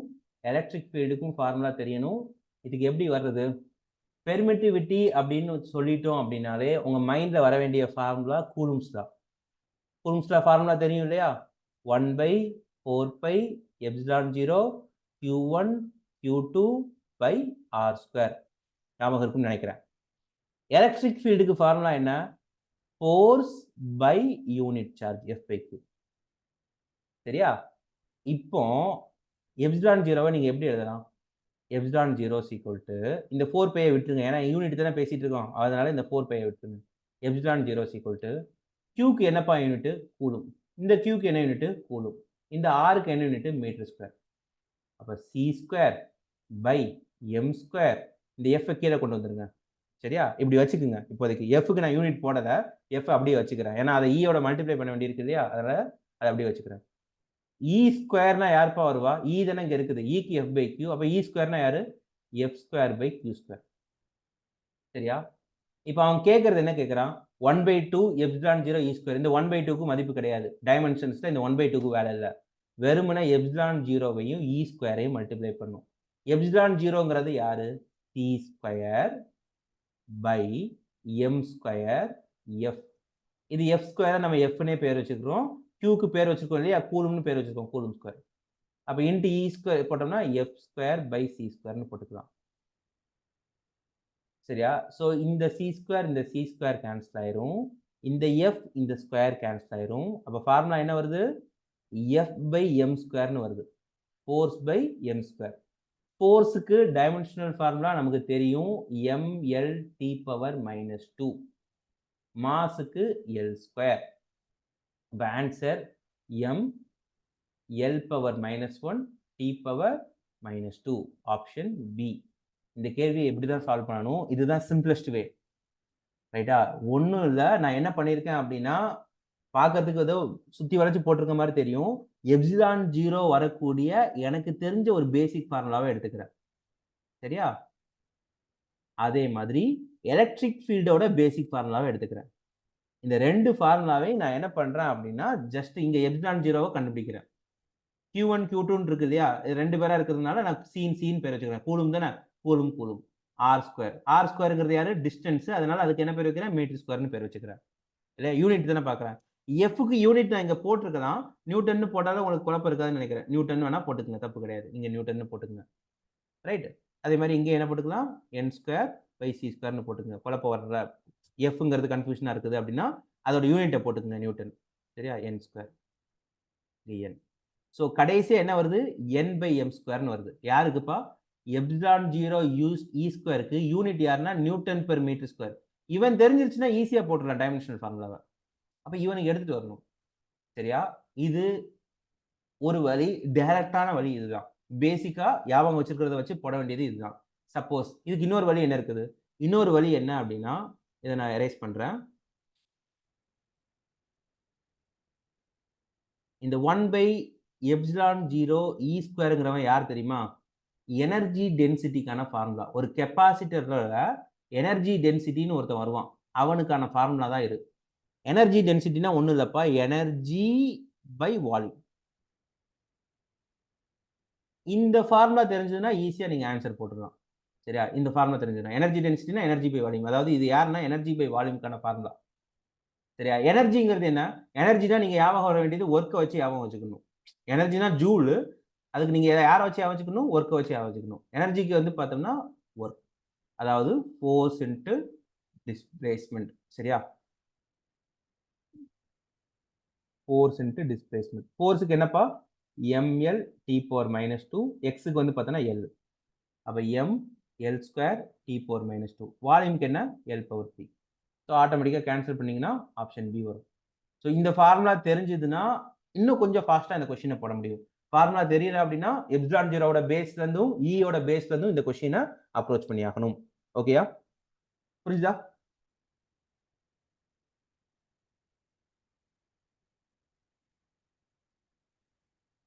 ஸோ ஏதாச்சும் டவுட்ஸ் இருந்துச்சுன்னா கேளுங்க. இந்த லெசன்ல இருந்து கேட்டிருக்கக்கூடிய வெரைட்டி ஆஃப் கொஸ்டின்ஸ் தான் நம்ம பார்த்துருக்கிறோம். ஒரு 5, 6 கொஸ்டின்ஸ் பார்த்துருக்கோம்.